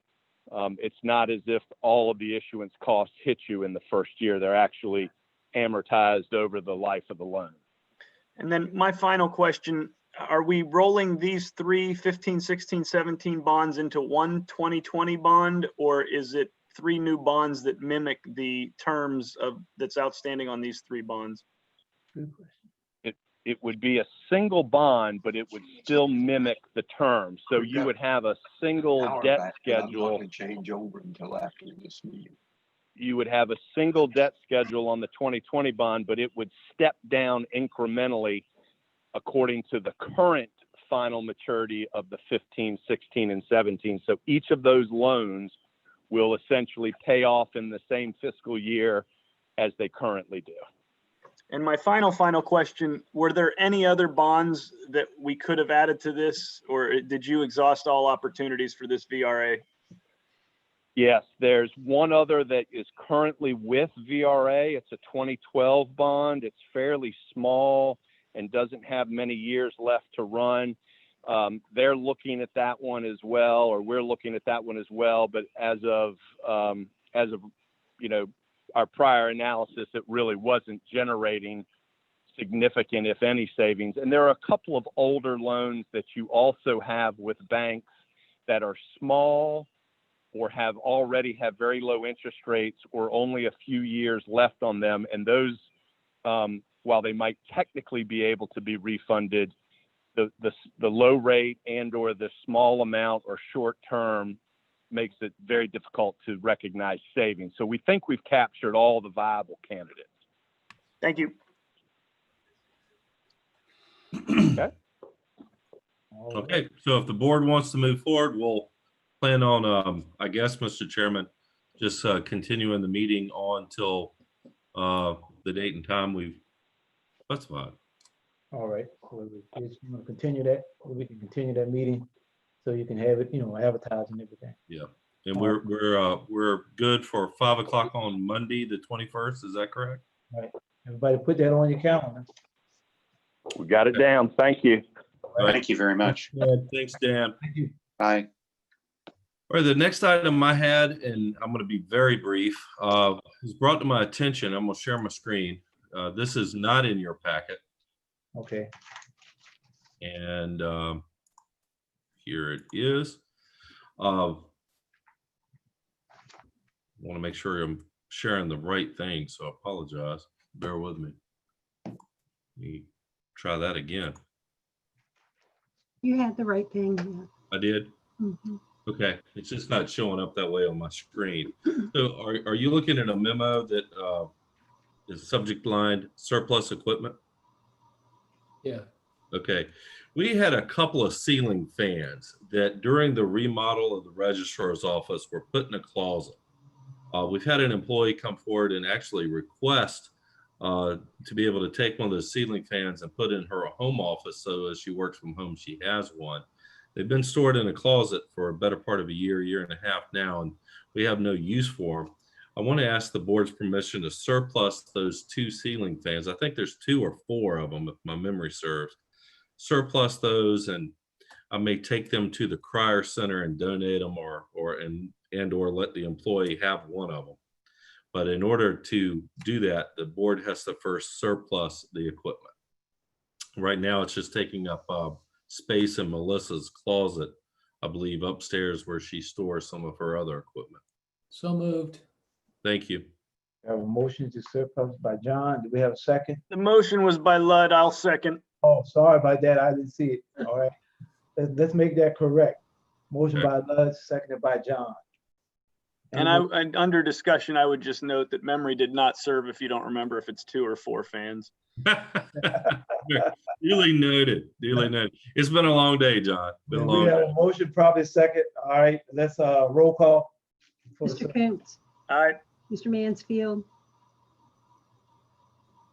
Mr. Mansfield has dropped off, it looks Yep, like. he's there. He's unmuted. He's turning back on. I see him. Thank you. Mr. Mansfield? Oh, But he's He's- muted again. yeah, but he said yes. I saw it. Aye. Okay. There he is. Mr. Williams, Aye. Mr. Kimbrough, Aye. Mr. Jesse. Aye. The last item I had, Mr. Chairman, wanted, and I'm not asking for any action on this tonight, but I just wanted to bring to your attention a CARES Act resolution being put forward by the Northumberland Board of Supervisors. They've adopted this, I think, back on the 13th. Many of the other Northern Neck counties and Middle Peninsula counties are going to be looking into this resolution, where we're asking through this resolution the state and the federal government to consider granting or extending the deadline in which we have to expend all of these CARES Act funds. Currently the board's aware we have to expend the funds by December 30th or return them to the Treasury. And we're asking for a little bit more time through this draft resolution that Northumberland has promulgated. So I know you're seeing this for the first time. I'm not asking you to take any action on it tonight. If it's something the board thinks they would want to support, of course, we could alter the resolution to fit our format and, of course, our county. I would recommend we adopt a similar resolution that our counties around us and the counties on the Northern Neck, asking the feds and the state for a little bit more time with these CARES monies. I think the rural communities are doing their best to be very diligent with how we expend the monies, make sure that we're spending them for eligible expenses, and allowing a little bit more time for those expenses to come to our attention and us to come up with creative but eligible ways to help our communities, not only survive, but, take the necessary precautions and I guess evolve into this new normal based on thrust upon us by the pandemic. Such a resolution affording us a little bit more time to expend those monies, I think would be warranted and something we should support. Yes, I think it's a good idea. I guess we can put it on the agenda next month. All right. Yes, sir. Anything else? That's it, sir. That's it. Thank you. County Attorney Heather, you got anything? Yes, I had about a 5-page. Excuse me just a second. I've got to go off because we've got power problems here, but I'll be back at 7 o'clock if that's okay. Oh, okay. Thanks, Pete. Thank you. And good luck, Pete. Yes. I was just going to tease you and say my five-page memo didn't make it in the packet, but no, sir, I do not have anything at this time. Thank you. Thank you. All right, and we're gonna go to line 8, unfinished and new business. Anybody got any unfinished business? Nope. Mr. Chair, just an update on the mural project. I anticipate probably in the November meeting timeframe having a design that we could float in front of this board and the school board. I've spoken with Dave Kretz to make sure, even though we may have the ability to not go through permitting, that we at least have a number of the county reviewers take a look at the mural and make sure that there's no surprises to the community. But that artwork is underway, and that project that will, again, still cost the county nothing is making some progress moving forward. The only other unfinished business I had was I just wanted to make us all aware that the House of Delegates has advanced legislation as of Friday that would compel the counties, if it passes and is approved by the governor, to create civilian review boards. And there is a deadline for us to do that, but by July of next year, if that would come to be legislation. But it's in response to the I don't know how you want to characterize it, but it all stemmed from George Floyd originally, but there is a call, at least at our state Congress level, to consider civilian review boards, and that may impact us if that comes into law. Right, thank you. All right, if anybody got any new business? No new business? All right, matters presented to the board at this time.